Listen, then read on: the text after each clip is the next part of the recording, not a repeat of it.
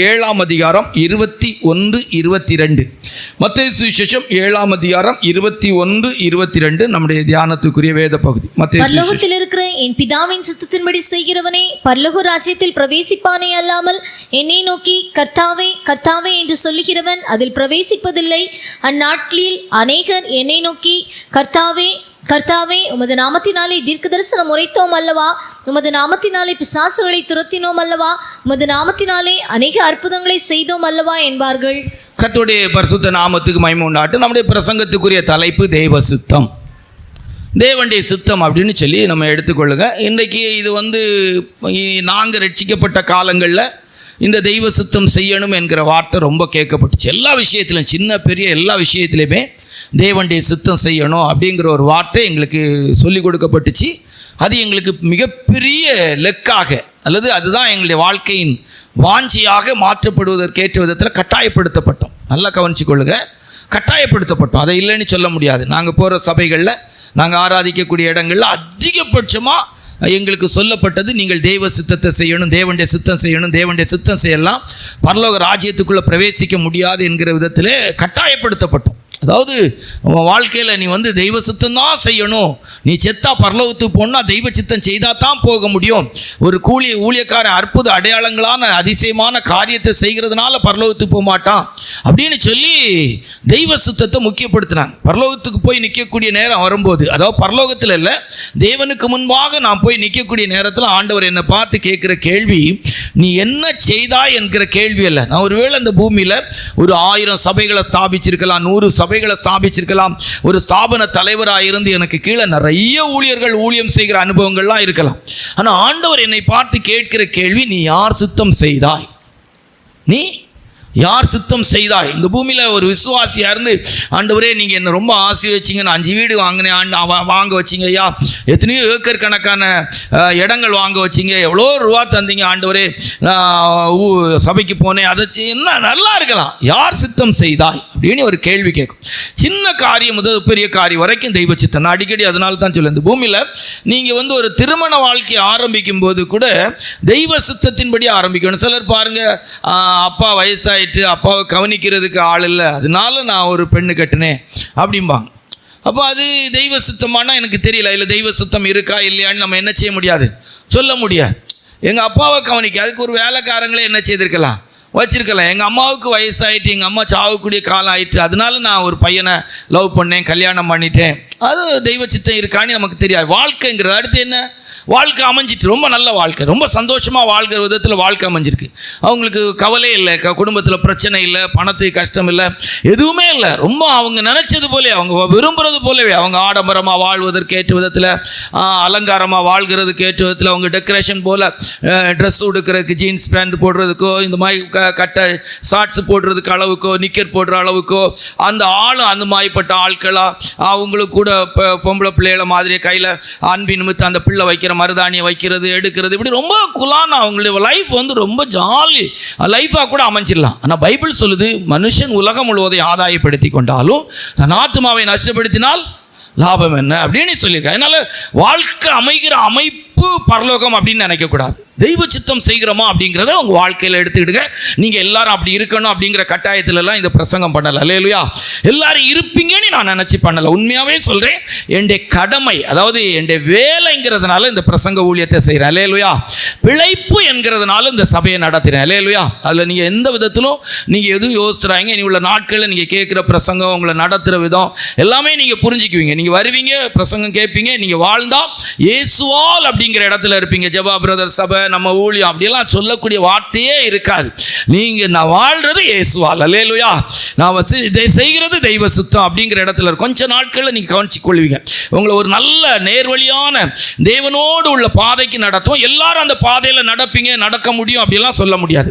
தேவன் அழைத்திருந்தால், தேவன் வேறு பிரித்திருந்தால், வேதத்தில் சொல்லுகிறது போல, எவர்களை முன்குறித்தாரோ அவர்களை அழைத்திருக்கிறார், எவர்களை அழைத்தாரோ அவர்களை நீதிமான்களாய் மாற்றியிருக்க. அந்த வசனம் கூட எல்லாருக்கும் தெரியும்னு என்ன செய்ய முடியாது, சொல்ல முடியாது. அந்த வசனம் தெரிஞ்சவங்க எத்தனை பேர் இருக்கிறீங்க? எவர்களை முன்குறித்தாரோ அவர்களை அழைத்திருக்கிறார், எவர்களை அழைத்தாரோ அவர்களை நீதிமான்களாக்கி இருக்கா, எவர்களை நீதிமான்களாக்கினாரோ அவர்களை மகிமைப்படுத்தி இருக்கிறார் அப்படின்னு சொல்ல முடியாது. நிறைய பேருக்கு நிறைய வசனம் என்ன செய்யாது, ஞாபகமே என்ன செய்யாது, இருக்காது. எந்த நாள் எப்படி ஃபினான்ஸு கட்டணும் அது ஞாபகம் இருக்கும், எங்கே எவ்வளோ லட்சம் வாங்கணும் அது ஞாபகத்தில் இருக்கும், எந்த குழுவில் கடன் வாங்கியிருக்கோம், எந்த பேங்க்கில் எத்தனை நகை வச்சுருக்கிறோம், எங்கே எப்படி கடன் வாங்கியிருக்கோம், எதை கடன் வாங்கலாம், எப்படி எத்தனை குழுவில் இருக்குது, இதெல்லாம் ஞாபகத்தில் இருக்கும். தப்பே கிடையாது, ஞாபகத்தில் இருக்க வேண்டிய விஷயம்.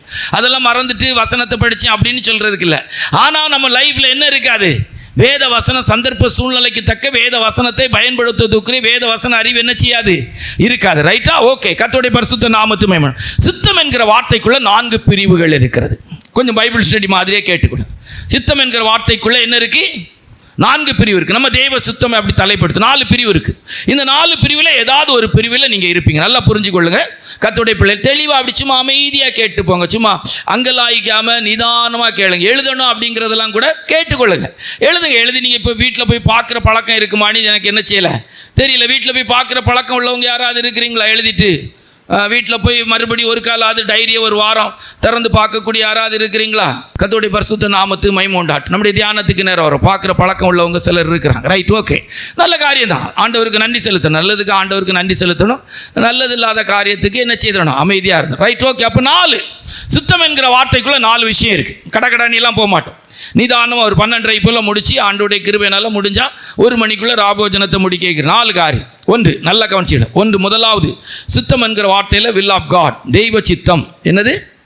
தேவனுடைய சித்தம் செய்கிற ஒரு அனுபவம். சரியா? அது எப்படி? நம்மை படைத்த தேவனுடைய விருப்பத்தை நிறைவேற்றுவது. முதல் சித்தம் என்கிற வார்த்தைக்குள்ள இருக்க 4 பிரிவுகள். அந்த 4 பிரிவில் ஏதாவது ஒரு பிரிவில் கர்த்தருடைய பரிசுத்த நாமத்தை மகிமை. அப்போ தெய்வ சித்தம், சித்தம் என்கிற வார்த்தைக்குள் இருக்கிற முதல் விஷயம் என்னன்னா, நல்ல தெய்வ சித்தம், வில் ஆஃப் காட். என்னது? வில் ஆஃப் காட், தேவனுடைய சித்தம். இதுதான் இருக்கிறதுல ரொம்ப புனிதமான உன்னதமான குறைவில்லாத பகுதி, தெய்வ சித்தம். மீதி எல்லா 3 பகுதியிலையும் குறைவு இருக்கும். முதல்ல இருக்க வேண்டியது தெய்வ சித்தம். அல்லேலூயா. அடுத்தது மனுஷ சித்தம், சொந்த சித்தம். அதாவது ஒரு மனுஷனுக்கு செம்மையாய் தோன்றுகிற வழி உண்டு, முடிவு அவனாவே விரும்பி அவனாவே செயல்படுகிற சொந்த சித்தம்.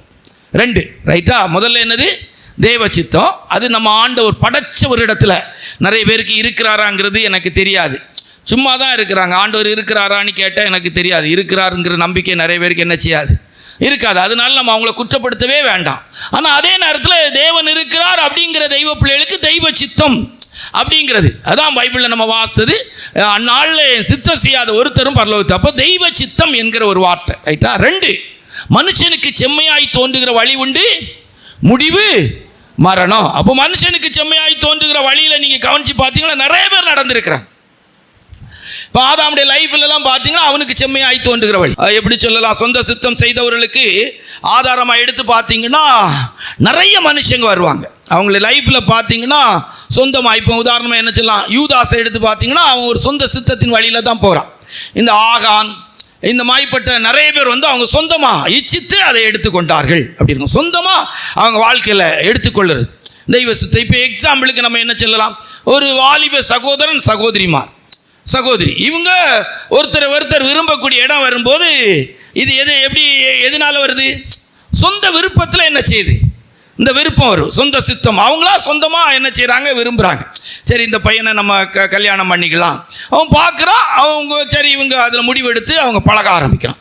சொந்த சித்தத்துக்கு மனுஷனுக்கு செம்மையாய் தோன்றுகிற வழி உண்டு, முடிவு மரணம். அப்போ இந்த பாதை சொந்த சித்தமான பாதை, சொந்த நமக்கு விருப்பமாய் வாழ்கிற வாழ்க்கை 2வது சித்தம் என்க. 3வது பிசாசின் சித்தம், சாத்தானே இது செய்கிறது. இப்போ வேதத்தில் வாஸ்து பார்த்தீங்கன்னா இப்போ என்ன சொல்லலாம், சாத்தான் ஏவாளை பார்த்து அந்த பழத்தை இது செய்கிறான், ஆசை காட்டி விடுறான், உடனே பறித்து சாப்பிட்றான். அப்போ அங்கே என்ன நிறைவேறுனா, சாத்தானுக்கு விருப்பத்தை ஏவாள் நிறைவேற்றக்கூடிய இடத்துல வேதத்தில் வாசிக்கும் போது நம்ம யாரை, தாவீதை வந்து சாத்தான் ஏவினான் அப்படின்னு சொல்லியிருக்கு. சாத்தான் ஏவினான் அப்படின்னு சொல்லியிருக்கு.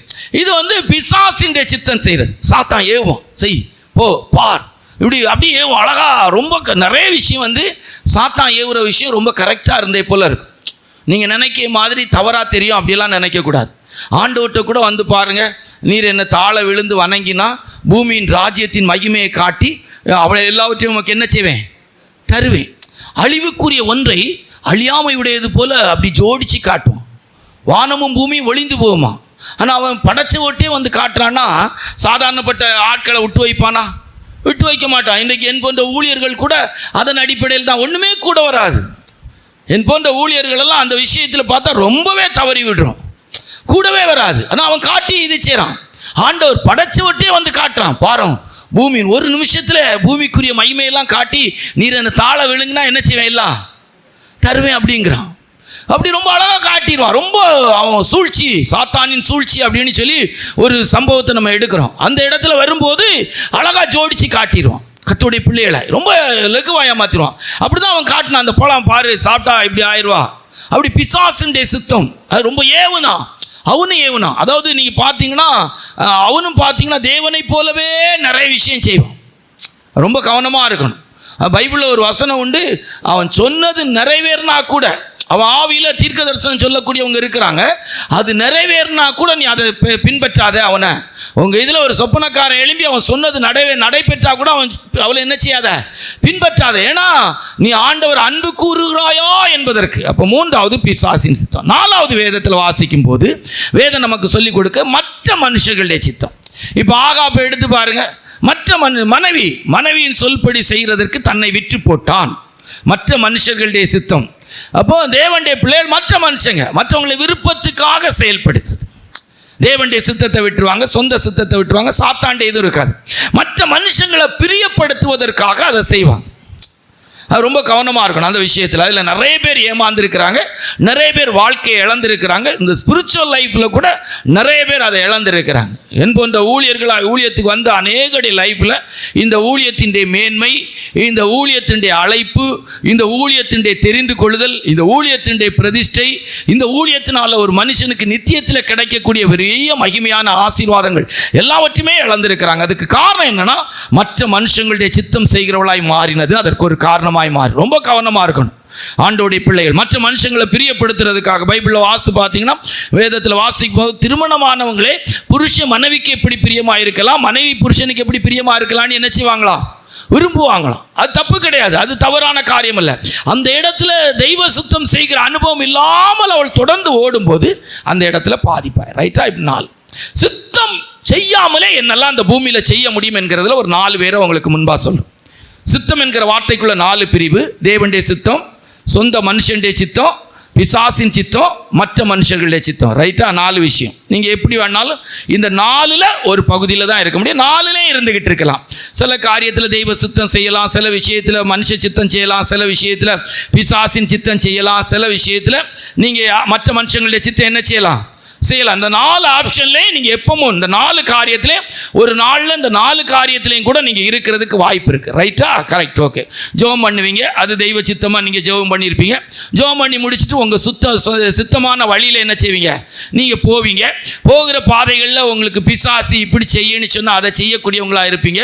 ஃபார் எக்ஸாம்பிள், இப்போ ஆண்டவர் சொல்லியிருப்பார், நீ கடன் வாங்காத அப்படின்னு சொல்லியிருப்பார். கடன் வாங்காத, காத்திரு, பிரச்சனை தீரும் அப்படின்பாரு. இல்லைன்னா வியாதி நேரத்தில் ஆஸ்பத்திரி போகாத, நான் உன்னை சுகமாக்குவேன் அப்படின்னு சொல்லியிருப்பாரு. நீங்கள் இல்லை அப்படின்னு நினச்சி போவீங்க. சாத்தான் அதுக்கேற்ற நல்ல சூழ்நிலையாக நீங்கள் போகிற வழியில் உங்களுக்கு கடன் தர்றதுக்கு ஒரு ஆளை அழகாக ஏற்படுத்தி நீங்கள் பேசுவீங்க. அவங்க சொல்லுவாங்க, அதுக்கு என்ன கவலைப்படுறீங்க, நமக்கு தெரிஞ்சவங்க ஒருத்தன் கையில் 1 லட்ச ரூபா இருக்குது, ஒரு 2 லட்ச ரூபா இருக்குது, நான் உங்களுக்கு அதை வாங்கி தரேன், இது செய்கிறேன்னு சொல்லி அழகாக அவங்கள பிசாசு கைட் பண்ணி மற்ற மனுஷங்களுடைய சித்தம் செய்கிற இடத்துல உங்களை கொண்டு வந்து நிறுத்திடுவான். அல்லேலூயா. இப்போ நீங்கள் ஜெபம் பண்ணிட்டு தான் ஆரம்பிச்சிங்க. உங்கள் கடத்துக்காக பிரச்சனைக்காக ஜெபம் பண்ணி தான் ஆரம்பிச்சிங்க. அதுக்கு பிற்பாடு உள்ள 3 ஆப்ஷனும் கரெக்டாக நடந்திருக்கும். முடிவு எதில் வந்து கொண்டு நிறுத்திட்டா அவங்கள, மற்ற மனுஷங்களுடைய சித்தம் செய்யக்கூடிய இடத்துல வந்து தான் முதல் சித்தம் என்ன செய்துட்டு அடிபட்டு. இதை கண்டுபிடிக்க முடியுமானா கண்டுபிடிக்க முடியாது. நீங்கள் என்ன சொல்லுவீங்க, கர்த்தர் தான் அவங்கள கொண்டு வந்து நிறுத்தினார். யாரா கர்த்தர் கொண்டு வந்து நிறுத்தியிருக்க மாட்டார். அல்லேலூயா. ரொம்ப கவனம். அதனால தான் நீங்கள் மாட்டிக்கிட்டு திருப்பி விடுதலை ஆகணும்னு காலை வைத்தா கால் கண்ணிக்குள்ளே கிடக்கும். கால் எங்கே கிடக்கும், கண்ணிக்குள்ளே கிடக்கும். ரொம்ப கவனமாக இருக்கணும். அதனால தான் எடுத்து வைக்கிற ஒரு அடியிலேருந்து வாங்குகிற ஒரு பொருள்லேருந்து எடுக்கிற எல்லா முடிவும் ரொம்ப கவனமாக இருக்கணும். அவங்க இவங்க எனக்கெல்லாம் அதான் ஆண்டவர் சொல்கிறது, சம்மந்தமே பார்த்துடாத, நீ முடிவு எடுத்துடாத, சொல்லிடாத, அது பெற்றோர் பக்கத்தில் விட்டு அவங்க ஜெபம் பண்ணி முடிவு எடுக்கட்டு. அல்லேலூயா. ஆமாம், அவங்க ஊழியக்காரங்க சொன்னாங்க அதனால கல்யாணம் பண்ணு. சில சபைகளில் சில பாஸ்டர்ஸ் கட்டி வச்சுட்டு இன்னைக்கு வேதனைப்படுறாங்க. பாஸ்டர் சொன்னாங்க கட்டினேன், எனக்கு ஆண்டவர் சொல்லி கொடுக்க பார்த்துடவே செய்யாது. பிள்ளை எப்படி இருக்குன்னு தெரியாது, எந்த புத்தில் என்ன பாம்பு கிடக்குன்னு யாருக்கும் தெரியாது. அல்லேலூயா. வெளிப்பிராரமாக பார்த்தா பாம்பு இல்லாத புத்துமாக இருக்கும், உடச்சி பார்த்தா கரையம் புத்து இருக்கா, இப்போ நல்ல பாம்பு உள்ளு கிடக்கும். கெட்டினவன் கல்யாணம் கையை போட்டானா கொத்து வாங்கி செத்துட்டு கிடப்பான். எந்த பையன்ட்ட என்ன குணம் இருக்குன்னு என்ன செய்யாது, தெரியாது. அவன் ராஜநாகமாக இருக்கும். இது கல்யாணம் பண்ணிட்டு போவோம், பார்க்குறது பார்த்தா பையன். அதனால் ரைட்டாக இப்போ தெய்வ சித்தம் செய்யாமல் இந்த பூமியில் எப்படி வாழ முடியும்? 4 பேரை உங்களுக்கு முன்பாக கொண்டு வா. ரைட்டா, நல்லா புரிஞ்சிடுங்க. ஆண்டவுடைய சித்தமே செய்யாமல் கூட இந்த சபையில் அல்லது நான் கூட ஆசீர்வாதமாக இருக்க முடியுங்கிறதுக்கு 4 பேரை உங்களுக்கு சொல்கிறேன். முதலாவது அதுக்கு எடுத்துக்கொண்டது வாசிங்க. ஆதியாகமம் 16ஆம் அதிகாரம் 13வது வசனம். ஆதியாகமம் 16:13 வாசிங்க. அப்பொழுது அவள், என்னை காண்பவரை நானும் இவ்விடத்தில் கண்டேன் அல்லவா என்று சொல்லி. என்னை காண்பவரை நல்லா கவனிச்சு கொள்ளுங்க. ஆகார் என்னை காண்பவரை கண்டேன், நல்லா புரிஞ்சிடு. பார்க்க தன்னை தான் கஷ்டம் பிரச்சனை அறிகிற ஒரு தேவனை கண்டேன்கிற அதான் உண்மை.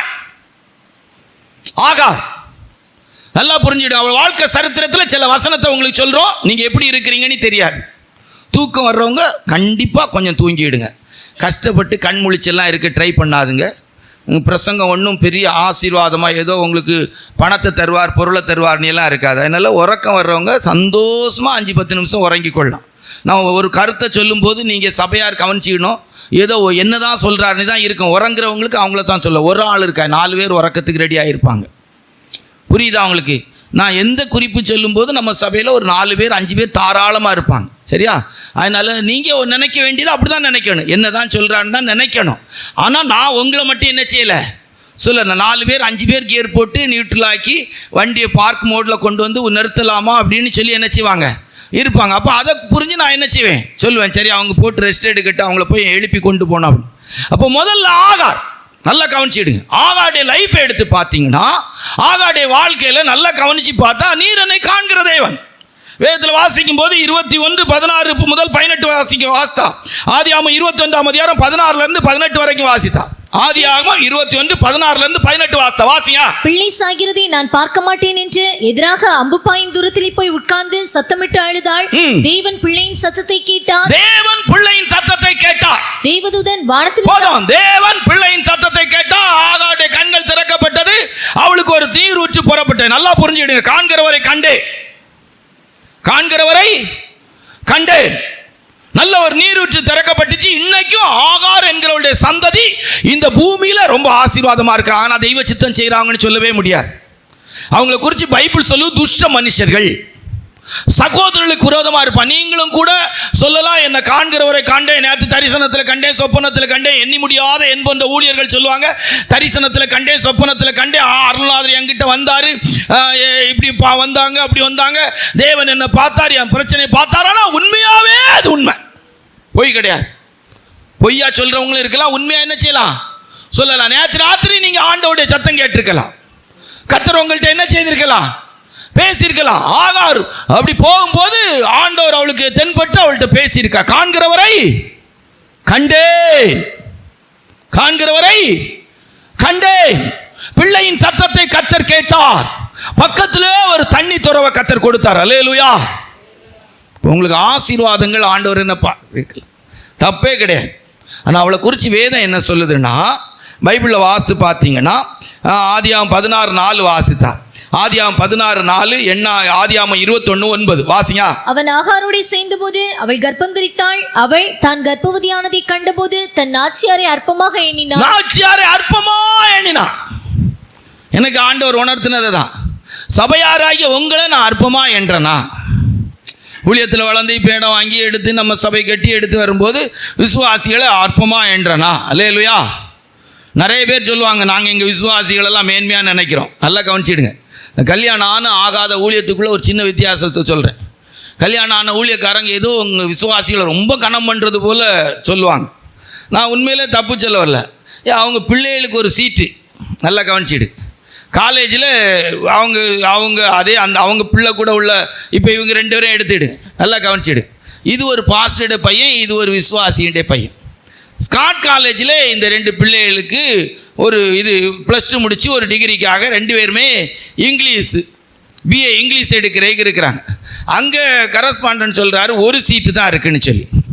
பாஸ்டர் அந்த சீட்டை வாங்கினா யாருக்கு வாங்குவார்? யாருக்கு வாங்குவார்? சத்தமாக சொல்லுங்கள். விசுவாச தெய்வ பிள்ளைகள் சத்தமாக சொல்லுங்கள். யாருக்கு வாங்குவாங்க? விசுவாசி பிள்ளைக்கு வாங்கி கொடுப்பாரா?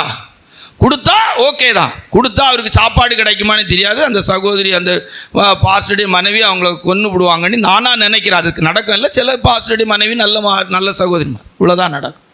1000 பேசினாலும் சபையில் இருக்கிற ஒரு பிள்ளைக்கு தான் மகளுக்கு கல்யாணம் பண்ணி வைப்பாங்களா? நீங்கள் எல்லாரும் எங்களுடைய பிள்ளைகள், நீங்கள் தான் விசுவாசிகள் அப்படின்னு சொல்லலாமான்னா சொல்லலாம். சந்தர்ப்பம் வரும்போது தான் தெரியும். அல்லேலூயா. சந்தர்ப்பம் வரும்போது தான் தெரியும். அவங்க சேர்த்திருக்கிறது, அவங்க வாழ்றது எல்லாம் யாருக்கு. அதனால குற்றமானா குற்றம் கிடையாது. ரொம்ப கவனமாக நம்ம இடத்துல நம்ம பார்க்கணும். இன்றைக்கு இருக்கிற நிலவரத்தில் எனக்கு ஆண்டவர் உணர்த்தினார், நீ தெய்வ பிள்ளைகளை அற்பமா நாச்சியாரே அற்பமா நினைச்சாலும் ஆசீர்வாதங்கள் வந்த உடனே நான் அற்பமாக நினைக்கிறோமா அப்படின்னு பார்க்கணும். விசுவாசிகளாகி நாங்கள் நிறைய பேர் அதான் சொல்லு வெளிப்பிராரமாக சொல்லுவாங்க. நிறைய சபைகளுக்கு நான் போனால் பாஸ்டர் சீட்டுக்குள்ளே இருக்கிற பாத்ரூமை எட்டி கூட விசுவாசி பார்க்க முடியாது. உண்மையிலே நாங்கள் தங்குற இடங்களில் சில இடத்துல பார்த்தா விசுவாசிகளுக்கு பாத்ரூம் கட்டி வச்சுருக்கோம். போன மேனிக்கே திரும்பி வரணும். உண்மையிலே அந்த க்ளோசெட்டு புதுசாக தான் வச்சாங்களா இல்லைன்னா எங்கேருந்து பிறக்கிட்டு வந்து வச்சாங்களான்னு தெரியும்.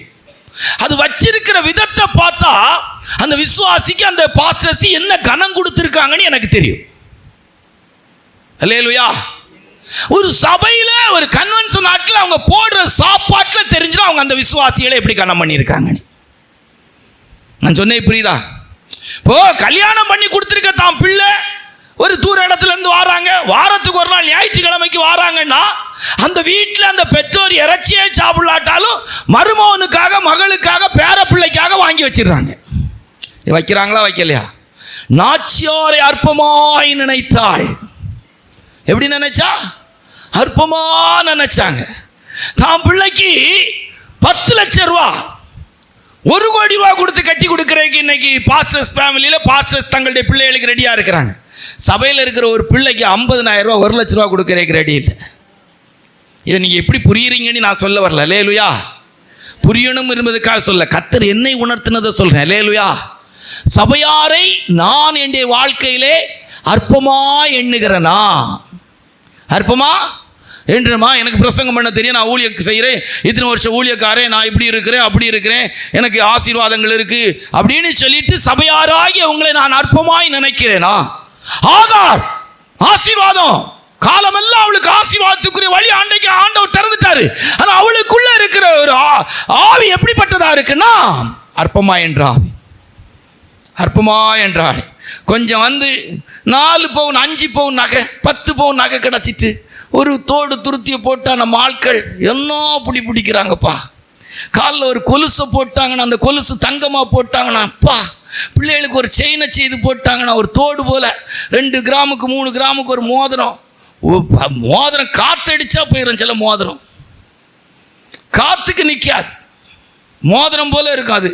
காற்று நல்ல காற்றடிச்சுன்னா மோதிரம் பறந்து போகும். நம்ம கயிறு நம்ம பழைய காலத்தில் நூல் கட்டி விடுக்க அதை வச்சுட்டு என்ன போடு இவ்வளோ போல் ஒரு ஒன்றுக்கு ஆகாது.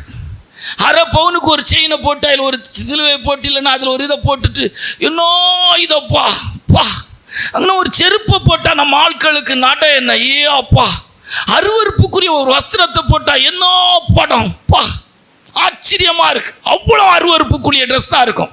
அதை போட்டுக்கிட்டு அதை காட்டு அதுதான் ஒரு பெரிய இது மாதிரி அற்பமாய். அந்த வசனத்தை மறுபடி வாசிங்க.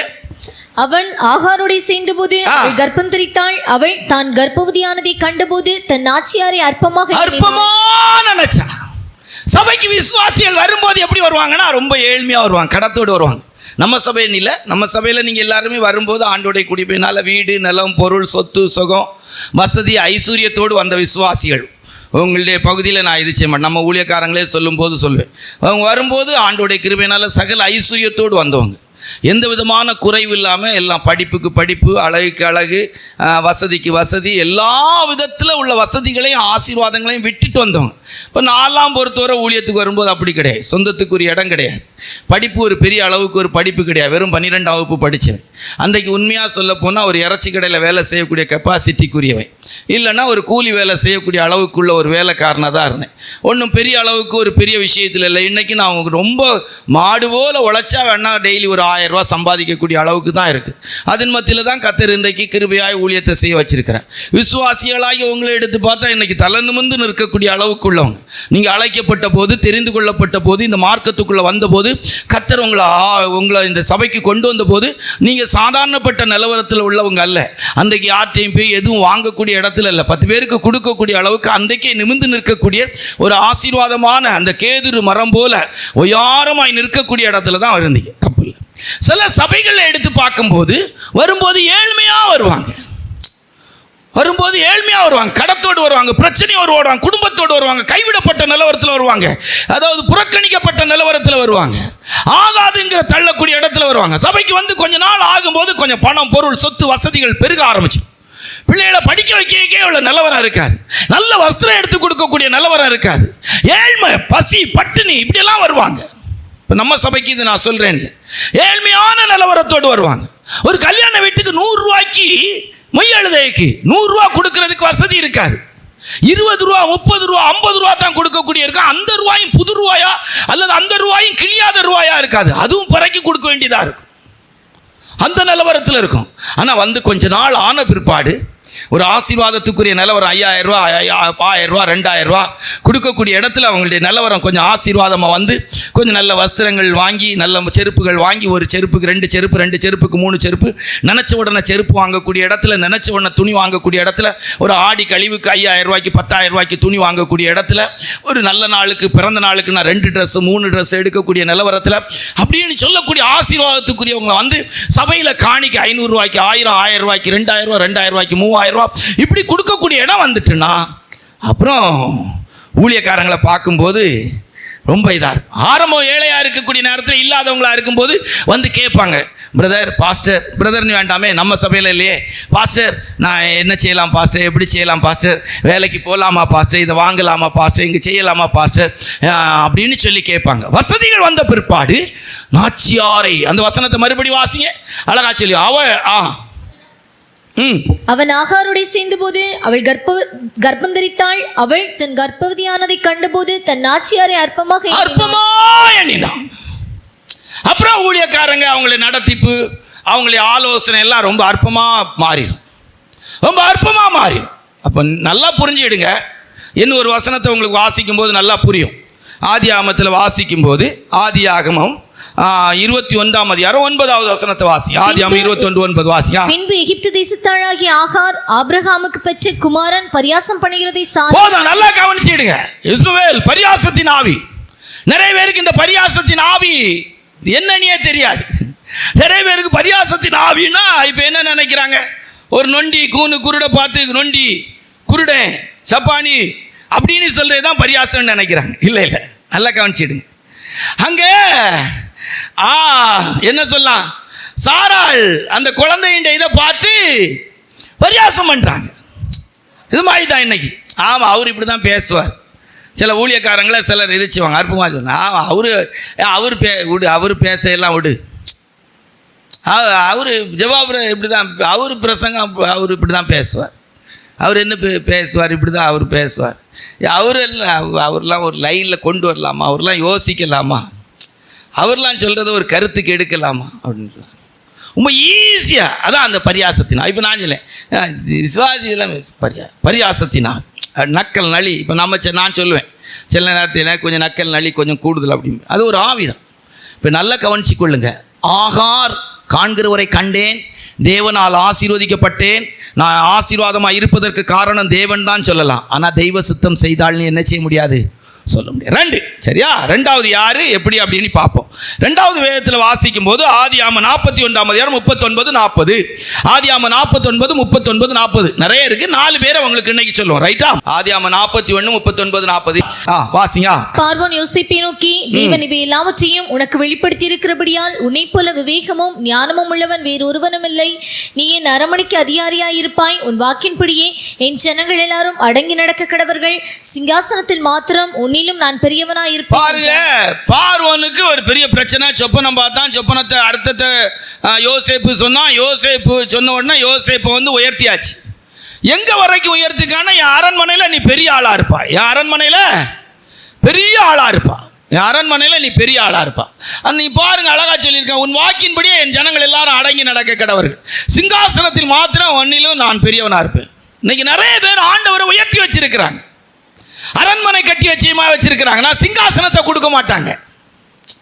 ஏன் அப்படின்னா 1 கொரிந்தியர் 15:19 இம்மைக்காக மாத்திரம் யோசேப்பு உயர்த்தப்பட்டது உண்மையா இல்ல, அவன் பார்வோனும் பார்வோனுடைய ஜனங்களும் பாதுகாக்கப்படுவதற்காக யோசேப்பு உயர்த்தினான்.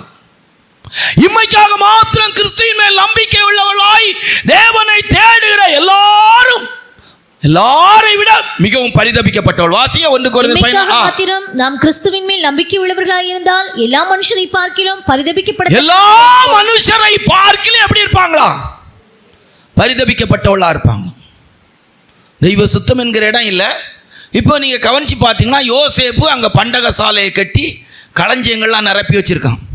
7 வருஷம் பஞ்சம், ஒருத்தரும் சாகல, நல்ல ஆசீர்வாதமா இருக்கிறாங்க. இது யாருக்கு வேலைன்னா யோசேப்பு. இது போல சிலருடைய வாழ்க்கையில் சாட்சி இருக்கும்.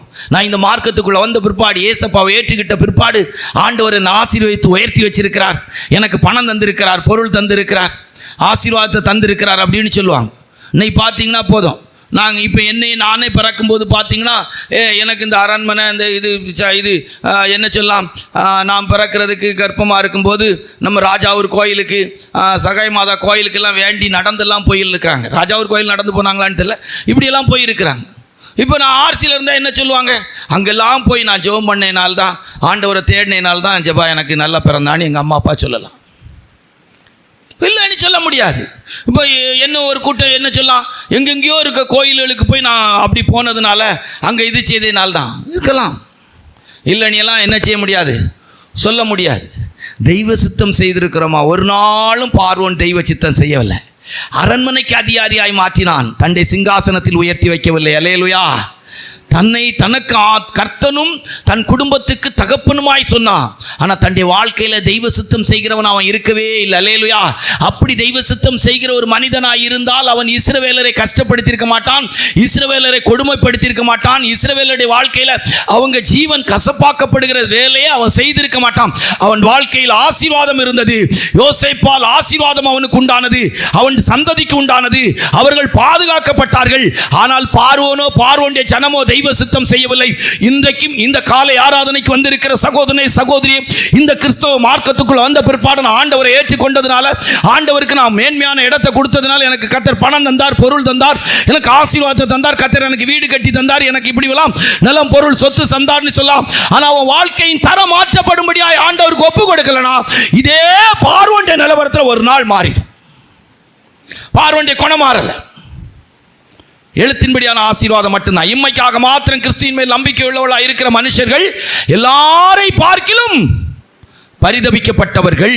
ரைட்டா? 2, 3 நம்முடைய தியானத்துக்கு எடுத்துக்கொண்டவர். சரியா? வேதத்தில் வாசிக்கும் போது எண்ணாகமம் 23:3, எண்ணாகமம் 23:3, எண்ணாகமம் 23:10 வாசியா. பின்பு பிலேயாம் பாலாக்கை நோக்கி, உம்முடைய சர்வாங்க தகன பலி அண்டையில் நில்லும், நான் போய் வருகிறேன், கர்த்தர் வந்து என்னை சந்திக்கிறதா இருக்கும், அவர் என்னை வெளிப்படுத்துவதை உமக்கு அறிவிப்பேன் என்று சொல்லி ஒரு மேட்டின் மேல் ஏறினான்.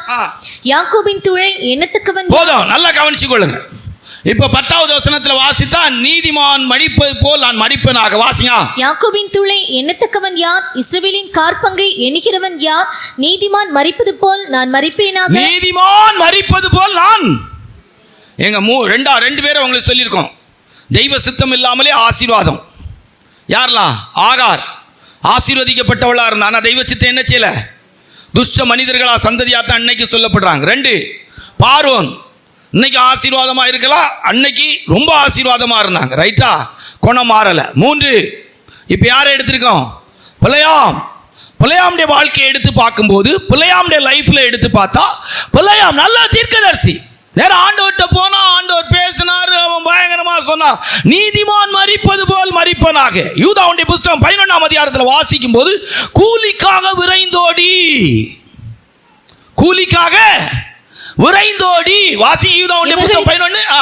இவர்களுக்கு ஐயோ, இவர்கள் காயினுடைய வழியில் நடந்து பிலியாம் கூலிக்காக செய்த வஞ்சகத்திலே விரைந்தோடி. கூலிக்காக, பணத்துக்காக. பாத்தீங்களா? நல்ல அவன் சொன்ன தீர்க்க தரிசனம் சாதாரண தீர்க்க தரிசனம் கிடையாது. அவன் சொன்ன தீர்க்க தரிசனத்தில் அப்படியே அன்னைக்கே சொன்னான், இஸ்ரவேலர்கள் பரவி போகிறார். அவங்க வனாந்திரத்தில் இருந்தாங்க, பரவி போகிறார். இன்னைக்கும் பூமியில் இருக்கிற கண்டுபிடிப்பில் 60% கண்டுபிடிப்பதுக்கு மேலே யார் கண்டுபிடிச்சது? ஒரு யூதனுடைய அறிவு இருக்கும். அன்னைக்கே சொன்னான், யூதர்கள் பரவி போகிறாரு. பரவி போற நீ, அதாவது பிள்ளையாம் சொன்ன தீர்க்க தரிசனம் சாதாரணப்பட்டதில்லை. ஆனால் தெய்வ சித்தம் செய்யலை. முதல் தடவை ஆண்டவர் சொன்னார் போகாத. முதல் தடவை ஆண்டவர் என்ன செய்தாரு? போகாத. 2வது போய் ஆண்டவர்கிட்ட கேட்டான், ஆண்டவரே போலாமா? போ. நீதிமான் மரிப்பது போல நான் மரிப்பனாக. நீதிமான் மரிக்கிறது போல மரிச்சான். எங்க நல்ல தீர்க்கதரிசி எங்க இருக்கு? என்னாகும் 31ஆம் அதிகாரத்தில் வாசித்து பார்த்தீங்கன்னா அழகா சொல்லியிருக்கு. என்னாகும் 31ஆம் அதிகாரத்தில் வாசிக்கும் போது 8வது வசனம் வாசித்தா, யோசுவா 13:22 வாசியா. அவர்களை கொன்று போட்டதுமன்றி மீதியானியரின் 5 ராஜாக்களாகிய ஏவி, ரேக்கேம், சூர், ஊர், ரேபா என்பவர்களையும் கொன்று போட்டார்கள். பேயோரின் குமாரனாகிய பிலேயாமையும் பட்டயத்தினாலே கொன்று போட்டார்கள். பிலேயாமையும் பட்டயத்தினாலே கொண்டு போட்டா. நீதிமான் மரிப்பது போல நல்ல தீர்க்க தரிசனம். சம்மா ஏங்க, உண்மையிலே சொல்கிறேன், பழைய ஏற்பாட்டில் இஸ்ரவேல் ஜனத்தை குறித்து, இன்றைக்கு இருக்கிற இஸ்ரவேல் ஜனத்தை குறித்து வரைக்கும் சொன்னது யாருன்னா பிலேயாம் தான். ரொம்ப நல்ல. சாகும்போது நீதிமான் மரிப்பது போல மரிப்பேன். நல்லா கவனிச்சுக்கிட்டு, இதெல்லாம் உங்களுக்கு சொல்கிறேன்னு நினைக்காங்க, எனக்கு சொல்கிறேன். என்ன சொல்கிறேன்? பெரிய தீர்க்க தரிசனம். ஆனால் சக்கரம் வேறு அளவுக்கு போயிட்டு. ரைட்டா? 3, அவன் தெய்வ சுத்தம் செய்யலை. 4, வேதத்தில் வாசிக்கும் போது மத்தேயு சுவிசேஷம் 7ஆம் அதிகாரம் 22-23. மத்தேயு சுவிசேஷம் 7:22-23. அந்நாளில் அநேகர் என்னை நோக்கி, கர்த்தாவே கர்த்தாவே, உமது நாமத்தினாலே தீர்க்க தரிசனம் உரைத்தோம். உம்முடைய நாமத்தினாலே தீர்க்க தரிசனம் உரைத்தோம் அல்லவா? உமது நாமத்தினாலே பிசாசுகளை நல்லா கவனிச்சுக்கொள்ளுங்க. ஒரு சின்ன ஒரு விளக்கத்துக்காக, விசுவாச தெய்வ பிள்ளைகள் கொஞ்சம் விழித்திருக்கிறவங்க, சரியா? நல்லா கவனிச்சிடுங்க. உம்முடைய நாமத்தினாலே தீர்க்க தரிசனம் உரைத்தோம் அல்லவா? உம்முடைய நாமத்தினாலே பிசாசுகளை நல்லா கவனிச்சு கொள்ளுங்க. பிசாசுகளை என்ன செய்திருக்கிறாங்க? துரத்தி இருக்கிறாங்க. அடுத்த வாசியா, உமது நாமத்தினாலே அநேக அற்புதங்களை செய்தோம் என்பார்கள். எவ்வளவு செய்த அற்புதம்? எவ்வளவு அற்புதம் செய்தோம்? ஏங்க, எவ்வளவு அற்புதம் செய்தோம்? அநேக அற்புதம் செய்தோம். 1-2 அற்புதம் இல்ல, அநேக அற்புதம் செய்தோம். ஆனா ஆண்டவர் என்ன சொல்லுவார்? வாசிங்க 23. நான் ஒரு காலம் உங்களை அறியவில்லை. ஒரு காலம் உங்களை அறியேன். ஒரு காலம் எங்க ஆண்டோடைய நாமத்தில் தீர்க்க தரிசனம் சொன்னாங்களாம? ஆண்டோடைய நாமத்தில் அற்புதம் செய்தாங்களாங்க? ஆண்டோடைய நாமத்தில் பிசாசுகளை விரட்டினாங்களா? ஆண்டவர் சொல்றாரு, உங்களை ஒரு காலம் அறியே. உங்களுக்கு நம்ம சொல்லியிருக்கோம், இந்த பால் எங்கிச்சோ ஐயா ஒருத்தர் தென்கொரியாவுடைய எழுப்புதலுக்கு பயன்படுத்தப்பட்டாங்க. ரொம்ப வியாதிப்பட்டு மரண தருவாயிலிருந்து ஆண்டோடைய கிருபையினால சுகத்தை பெற்று மிகப்பெரிய சாட்சியோடு கர்த்தருக்கு ஊழியம் செய்தவங்க. ரைட்டாக நல்லா கவனிச்சிடு. ஒரு காலத்தில் அவங்க ஏதோ அப்படி சொல்கிறாங்க, அது எவ்வளோ உண்மைன்னு தெரியாது. நான் ஒன்றும் அந்த சரித்திரம் இதில் கேள்விப்பட்டு, ஒரு நாள் பரலோகத்தில் போய் நிற்கிறது போல் இருந்திருக்கு. தூதர்கள் பார்த்து கேட்டிருக்காங்க, நீங்கள் யார் அப்படின்னுக்கா. நான் தான் பால் யாங்கிச்சோ தென்கொரியாவுக்கு பயன்படுத்தப்பட்டவர் அப்படின்னுக்காங்க. ஒருத்தருமே கண்டுக்காமல் போயிட்டு இருந்திருக்கிறாங்க. ஒரு தூதனை நிறுத்தி என்ன அப்படின்னு கேட்டிருக்காங்க. உண்மை சம்பவமாக எனக்கு சொல்ல முடியாது, ஆனால் நான் கேட்ட விதத்தை உங்களுக்கு கொஞ்சம் தெளிவுபடுத்தி சொல்கிறேன். அப்போது கேட்டிருக்கிறாங்க, என்ன அப்படின்னு இருக்காங்க. இல்லை, நான் தான் தென்கொரியாவுக்கு எழுப்புதலுக்காக தேவன் பயன்படுத்துகிற தெய்வ மனுஷன் அப்படின்னு இருக்காங்க. ஒன்றும் கண்டுக்கல. அப்போ ஆண்டவர்கிட்ட இது செய்யுங்கயாச்சு சொல்லியாச்சு. பார்த்தா ஜீவ புஸ்தகத்தில் பேர் பார்த்தாலும் பேர் இல்லை. இப்போ ஆண்டவர்கிட்ட கூப்பிட்டு போனால் ஆண்டவர் இது எவ்வளோ ஜோடிக்கப்பட்டதுன்னு தெரியாது. அப்போ ஆண்டவர் கேட்டாராம், இப்போ தென்கொரியாவில் பால்யாங்கிச்சோ உன் கூட நான் வந்தா தென்கொரியா ஜனங்களுக்கு ஒன்ன தெரியுமா என்ன தெரியுமான்னு கேட்டாராம். அவர் சொன்னாரா, என்னதான் ஜனங்களுக்கு தெரியும், என்னதான் ஜனங்களுக்கு என்ன செய்யும் தெரியும். உன்னை தெரிகிற ஒரு ஊழியத்தை செய்யும் போது எப்படி நான் உன்னை ஏற்றுக்கொள்ள முடியும்? சுயமாய் பேசுகிறோம், சுய மகிமைக்காக. எங்க ஜனம் கூட்டுறது பெருசு இல்லைங்க. ஜனம் கூட்டம், பெரிய சபை, பெரிய பாஸ்டர். உண்மையை சொல்ல, மனத்தாழ்மையாக சொல்கிறேன். எங்க இங்கே இருக்கிற அவ்வளோ பேர் நீங்கள் பரலோகத்துக்கு போகலாம், என்ன பிரயோஜனம் நான் கேட்குறேன். உண்மையிலே சொல்ல, நம்ம சபையிலேருந்து இதிலிருந்து ஒரு 20 பேர் போவாங்களாங்கிற சந்தேகம். 5 பேர், மனத்தாழ்மையாக சொல்ல, எங்கள் 3 ஊழியக்காரங்க ஒரு 5 பேர் கர்த்தருடைய வருகைக்கு போனால் ஆச்சரியம். 5 பேர் கர்த்தருடைய வருகைக்கு போனோம். எங்க 5 பேர் உண்மையாக மருந்து எடுக்காமல் இருக்கிறாங்களாங்கிற சந்தேகங்க. 5 பேர் மருந்து எடுக்காமல் இருக்கிறாங்களாங்கிறது சந்தேகம். மருந்து எடுத்தால் அது எனக்கு தெரியாது. அதான் முதல்ல சொன்னோம். அப்பா வீடு அநேக அற்புதங்களை செய்கிறாங்க, இன்னைக்கு நிறைய அதிசயங்களை செய்கிறாங்க. தங்களுக்கு வியாதி வரும்போது ஏசப்பாவை சார்ந்து இருக்கிறாங்கன்னு சொல்ல முடியும்? கர்த்தருக்கு ஸ்தோத்திரம். கடந்த நாட்கள் எனக்கு பயங்கரமான தலை சுத்து கஷ்டமாக இருந்தது. நான் ஆஸ்பத்திரியில் போய் மருத்துவ சிகிச்சைக்காக அனுமதிக்கப்பட்ட போது என்னுடைய இருதயத்தின் வாழ்வுகள் அடைக்கப்பட்டிருக்கதாக மருத்துவர்கள் சொன்னார்கள். சுகர் 400க்கு மேலே ஏறிவிட்டது. ஆனால் கர்த்தர் கிருபையாக என்னை பாதுகாத்தார். பெரிய சாட்சி. இது சொல்லும்போது பார்த்தீங்கன்னா ஆச்சரியமாக இருக்கும். கொரோனா காலத்திலே நான் கொரோனா வந்து ஆஸ்பத்திரியில் அனுமதிக்கப்பட்டிருந்தேன். அப்பொழுது எனக்கு ஆக்சிஜன் இல்லாமல் பலர் செத்து போகிறதை நான் பார்த்தேன். ஆண்டவர் என்னை பாதுகாத்தார் அப்படின்னு சொல்லி ஒரு சாட்சி சொல்லுவாங்க. ஜனங்கள் அழுதுருவாங்க. ஆனால் இப்போ நான் சொன்னால் என்ன சொல்லுவேன்? கர்த்தருக்கு ஸ்தோத்திரம். கடந்த வாரத்தில் கூட கொஞ்சம் நெஞ்சு வலியாக இருந்துச்சு. அப்புறம் ஜெபம் பண்ணி ஆண்டவருடைய கிருபையினால சுகம் கிடச்சி. யாருக்காவது ஏதாவது புரியுமா? யாராவது அதை பெருசாக எடுப்பீங்களா? கடந்த வாரத்தில் கூட கொஞ்சம் வயிற்று போக்கு ரொம்ப கூடுதலாக இருந்துச்சு. நான் ஒன்றும் பெருசாக எடுக்கல. ஆண்டவரே சுகத்தை தாங்கன்னு சொன்னேன். ஞாயிற்றுக்கிழமை ஒரு சாட்சி சொல்கிறேன். ஏசப்பானே கர்த்தர் எனக்கு சுகத்தை தந்தாங்க அப்படின்னா இப்போ நீங்கள் யாராவது பெருசாக எடுப்பீங்கன்னு நினைக்கிறீங்க? அப்படி பில்டப் பண்ணி அப்படி கொண்டு வரணும். அல்லேலூயா. ஐயா போன இடத்துல, சகோதரர் போன இடத்துல அற்புதம் நடந்துச்சுங்கிறாங்க. சொந்த வாழ்க்கையிலும் குடும்பத்தில் இல்லைங்க. நோவா 100 வருஷ பிரசங்கத்தில் யார் ரட்சிக்கப்பட்டான்னு தெரியாது. நோவாவுடைய 100 வருஷ பிரசங்கத்தில் நோவாவுடைய மனைவி, நோவாவுடைய 3 பிள்ளைகள், நோவாவுடைய 3 மருமக்கள் ஆண்டவரை ஏற்றுக்கொள்ள கர்த்தர் வைத்தார். அல்லேலூயா. 100 வருஷ பிரசங்கத்தில் ஒரு மனுஷன் கூட மனம் திரும்பினானான்னு தெரியாது. ஏறக்குறை 1000 கோடி ஜனங்களுக்கு மேலே வாழ்ந்திருக்கிறாங்க. இன்னைக்கு நம்ம உலகத்தில் எடுத்து பார்த்தா 850 கோடி ஜனம், இதை விட கூடுதலான ஜனங்கள் வாழ்ந்திருக்கிறாங்க. அந்த 1000 கோடி ஜனங்கள் வாழ்ந்து கொண்டிருக்கிற இடத்துல வெறும் 8 பேர், சிலராகி 8 பேர். ஏங்க தப்பா எடுத்துக்கிட்டாங்க. இப்போ எப்படி இதை சொல்லலாம்? அந்நாளில் அநேகரை பார்த்து மரணம்னு அவ்வளோ பயமாக இருக்குங்க. இப்போ நம்ம சபையில் எடுத்து பார்த்தா 1-2 பேர் வீடு கட்டுறாங்க. இவங்க வீடு கட்டுறாங்க. உங்களுக்கு வீடு கட்டுறது தெரியுமா சிஸ்டர்? உங்களுக்கு போய் பார்த்துருக்கீங்களா? வீடு கட்டிகிட்டு இருக்கு பார்த்துருக்கீங்களா? வீடு இப்போ ரூஃபெல்லாம் போட்டாச்சா? உள்ளுக்கெல்லாம் பூசியிருக்காங்களா? இவங்க பூசியிருக்காங்க அப்படின்னு சொல்கிறாங்க. பரலோகத்தில் ஏதாவது வீடு கட்டுறமா உங்களுக்கு தெரியுதா சிஸ்டர்? உங்களுக்காக ஆண்டவர் ஏதாவது கட்டி வச்சிருக்கிறது மாதிரி அங்கே ஏதாவது வேலை, ஒரு அரைகுறை வேலையாவது நடந்திருக்கு அப்படின்னு சொல்லக்கூடிய இடம் இருக்குதா? தம்பி உங்களுக்கு ஏதாவது உங்களுக்கு 2 வீடு இருக்குது, ஒரு மட்ட வீடு, ஒரு சீட்டு போட்ட வீடு. பரலோகத்தில் ஏதாவது ஒரு இடம் இருக்குது ஒன்று தெரியாது. அப்படி தான் நான் தான் கேட்டேன். நிச்சயமில்லாதவனாய் ஓடேன், நிச்சயமில்லாதவனாய் ஆகாயத்தை அடிக்கிறவனாய் சிலம்பம் பண்ணேன். வாடகைக்கு இருக்கிற வீடு கூட நாங்கள் ஏன் வீடு நீ போகிறீங்க? வீட்டு சாவி உங்கள் கையில் இருக்குது. வாடகை கொடுக்கறதுனால எங்கள் வீடுன்னு நீங்கள் போகிறீங்க. அல்லேலூயா. வீட்டு உரிமையாளர் வேற, ஆனால் வாடகை கொடுக்கறதுனால அந்த வீட்டு சாவியை கூட உங்கள் உரிமையாளர் உங்ககிட்ட இது இல்லாமல் கொடுத்தா கேஸ் கொடுத்து நீங்கள் சாவியை வாங்கிடலாம். ஐயா என் அட்வான்ஸ் இருக்கு, என் பொருள் இருக்கு. நீ பரலோகத்தில் வீடு இருக்கான நம்பிக்கை இல்லை. அல்லேலூயா. பரிசுத்தவான்களுடைய மரணம் கர்த்தரின் பார்வைக்கு என்ன பயப்படுறாங்க? எத்தனை வயசானாலும் சாவை குறித்து என்ன பயம்? என்னனியாவது ஆஸ்பத்திரியில் போய் படுத்து என்னனியாவது எப்படியாவது மருந்து வாங்கி எப்படியாவது பிழைச்சிட முடியாதா? ஏன் நான் நிச்சயம் இல்லை. பரிசுத்த பவுல் சொல்ல, நிச்சயம் இல்லாதவனாய் ஓடே, ஆகாயத்தை அடிக்கிறவனாய் சிலம்பம் பண்ணு. நான் அடைந்தாயிற்று, முற்றிலும் தேறினவன் என்று எண்ணுகிறதில்லை. நான் எதற்காய் பிடிக்கப்பட்டேனோ அதை பிடித்துக் கொள்ளும்படி ஆசையாய் தொடருகிறேன். எப்படி தொடருகிறேன்? அன்னைக்கு யார் என்ன சொல்வாரா? உங்களை ஒரு காலம் அறியேன், உங்களை ஒரு காலம் நிறைய அற்புதம் செய்தோம், நிறைய பிசாசுகளை துரத்துறோம், செத்தவங்களை உயிரோடு எழுப்புனேன், சப்பானியை நடக்க வச்சேன். தெய்வ சுத்தம் செய்யாமலே இதெல்லாம் செய்ய முடியும். ஒரு சில வசனத்தை உங்களுக்கு நினைவுபடுத்தணும். ரைட்டா? இன்றைக்கு இதெல்லாம் எப்படி செய்ய முடியும் அப்படிங்கிறதுக்கு நினைவுபடுத்தும். வாசிங்க. யாத்ராம 7-ம் அதிகாரம் 11-12. யாத்ராம 7-ம் அதிகாரம் 11-12 வாசிங்க. அப்பொழுது பார்வோன் சாஸ்திரிகளையும் சூனியக்காரரையும் அழைப்பித்தான். எகிப்தின் மந்திரவாதிகளும் தங்கள் மந்திரவித்தையினால் அப்படி செய்தார்கள். அவர்கள் ஒவ்வொருவனாக தன் தன் கோலை போட்டபோது அவைகள் சர்ப்பங்கள். நல்லா கவனிச்சு கொள்ளுங்க, இது கோல். எகிப்தின் மந்திரவாதி போட்டாலும் இந்த கோல் என்ன ஆயிடுச்சுதான்? பாம்பாச்சு தான். இன்னைக்கு இருக்கிற ஊழியக்காரன் ஒருத்தன் இந்த கோலை பாம்பாக்கக்கூடிய பவரை சாத்தான் கொடுத்தான்னா எப்படி ஊழியம் செய்ய முடியும்? நல்லா கவனிச்சிடு. நான் சொன்னேன் சரியா தப்பா? அன்னைக்கு எகிப்தின் மந்திரவாதியே என்ன செய்திருக்கான்? கோலை பாம்பாக்கியிருக்கான். இன்னைக்கு இருக்கிற ஒரு ஊழியக்காரன் ஒரு கோல் என்ன இருக்குது, நல்ல இதை இன்னைக்கு நல்லதான், நல்ல அருமையாக கிடச்சிது.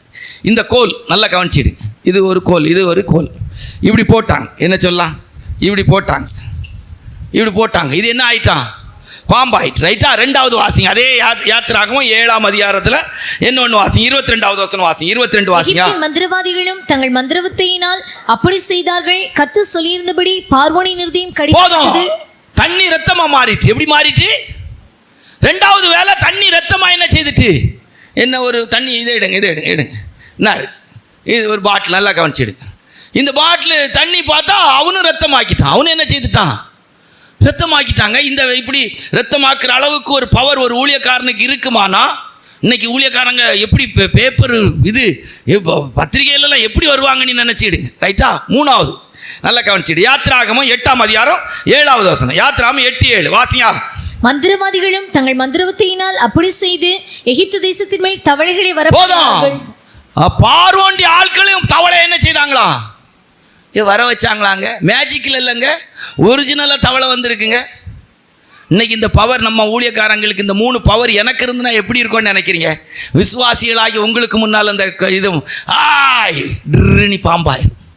இதோ கர்த்தர் என்னோடு கூட இருக்கிறார் என்பதற்கு அடையாளம் என்ன? தண்ணி ரத்தம்.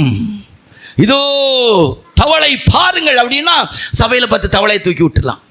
நீங்கள் நாளைக்கு இது அடுத்த வாரம் புதுடிப்பில் அவ்வளோ பேரையும் கூப்பிட்டு வந்துருங்க. வாங்க வாங்க வாங்க வாங்க, எங்கள் ஊழியக்காரரை பாருங்கள், வந்து பாருங்கள். கையில் ஒரு பெரம்பு வச்சிருப்பார். திடீர்னு பிரசங்கம் பண்ணிட்டு இருக்கும்போது பாம்பு ஆக்கிடுவார். நான் சொன்னே புரியுதா? அதனால நான் தெய்வ சித்தம் செய்கிறேன்னு சொல்ல முடியுமா? கர்த்தருடைய சித்தத்துக்குள் இருக்கிற வார்த்தைகள் என்ன? ரைட்டா? 7 குறிப்பு இருக்குது. ஒரு 10-15 நிமிஷத்தில் சுருக்கமாக முடிச்சிடும். ரைட்டா? முதல்ல தேவனுடைய வார்த்தைக்குள் இருக்கிற முதல் வார்த்தை, 7 வார்த்தை இருக்குது, அந்த வார்த்தை எழுதும். தெய்வ சித்தம் என்கிற வார்த்தைக்குள் இருக்கிற அனுபவங்கள். ரைட்டா? 1 புறப்படுதல். தெய்வ சித்தம் செய்கிற ஒரு மனுஷனுடைய வாழ்க்கைக்குள்ளே இருக்க வேண்டிய முதல் அனுபவம் புறப்படுதல். கர்த்தருடைய சித்தம் என்கிற அனுபவத்துக்குள்ள இருக்கிற முதல் அனுபவம் புறப்படுதல். எப்படி? புறப்படுதல். ரைட்டா? 2 எழுதிடுங்க, அதுக்கு பிற்பாடு சொல்லும். முகாந்திரம். தெய்வ சுத்தம் செய்கிறவங்களுக்கு ஒரு முகாந்திரம் இருக்கும். ரைட்டா? அது எல்லாத்துக்கும் நம்ம வசனம் இப்போ தருவோம். ஒரு குறிப்பை மட்டும் எடுத்து. 2 முகாந்திரம். 3 தேடுதல் உள்ளவர்களாக இருப்பார்கள். தேடுகிற ஒரு அனுபவம் உடையவர்களாக இருப்பார்கள். 1 என்னது? தெய்வ சுத்தம் வார்த்தைக்குள்ள என்ன இருக்கு? புறப்படுதல். 2 என்னது? முகாந்திரம். 3 தேடுதல். 4 வேதத்தில் வாசிக்கும் போது ஒளித்திருக்கிற அனுபவம், ஒளித்துக் கொள்ளுதல். 4 ஒளித்துக் கொள்ளுதல். 5 வேதத்தில் வாசிக்கும் போது எதிர்க்கிற, மீறுகிற ஒரு வைராக்கியம். எதிர்க்கிற, மீறுகிற ஒரு வைராக்கியம். 5. 6 வாசிக்கும் போது வேதத்தில் வாசிக்கும் போது ஒப்பு கொடுக்கிற அனுபவம். இதுக்கு எல்லாத்துக்கும் வசனம் தருவோம். ஒப்பு கொடுக்கிற அனுபவம். தெய்வ சித்தம் என்கிற வார்த்தைக்குள்ள இருக்கிற முதல் அனுபவம் என்னது? புறப்படுதல். 2 சொல்லுங்க, முகாந்திரம். 3 தேடுதல். 4 ஒளித்துக் கொள்ளுதல். 5 எதிர்க்கிற, மீறுகிற வைராக்கியம். ரைட்டா? 6 ஒப்பு கொடுக்கிற. 7 சுதந்திரிக்கிறது. 7 என்னது? சுந்தரி. ரைட்டா? ஒவ்வொன்றுக்கும் வசனம் தந்து உங்களுக்கு விளக்கி சொல்லிட்டு போகும். ஒரு 10 நிமிஷத்தில் முடிச்சிடலாம் இனி. ரைட்டா? ஆபிரகாம். ஆதியாகமம் 12ஆம் அதிகாரம் 4வது வசனம். 1-4. ஆதியாகமம் 12ஆம் அதிகாரம் 1-4. கர்த்தர் ஆபிரகாமை நோக்கி, நீ உன் தேசத்தையும் உன் இனத்தையும் உன் தகப்பனுடைய வீட்டையும் விட்டு புறப்பட்டு நான் உனக்கு காண்பிக்கும் தேசத்துக்கு போ. கர்த்தர் ஆபிரகாமுக்கு சொன்னபடியே அவன் புறப்பட்டு போனான். போதும். புறப்படுதல். தெய்வ சித்தம் என்கிற வார்த்தைக்குள்ள இருக்கிற முதல் அனுபவம் புறப்படுதல். ஆபிரகாம் எப்படி புறப்பட்டாரா? வாசியே எபிரேயர் 11ஆம் அதிகாரம் 8வது வசனம்.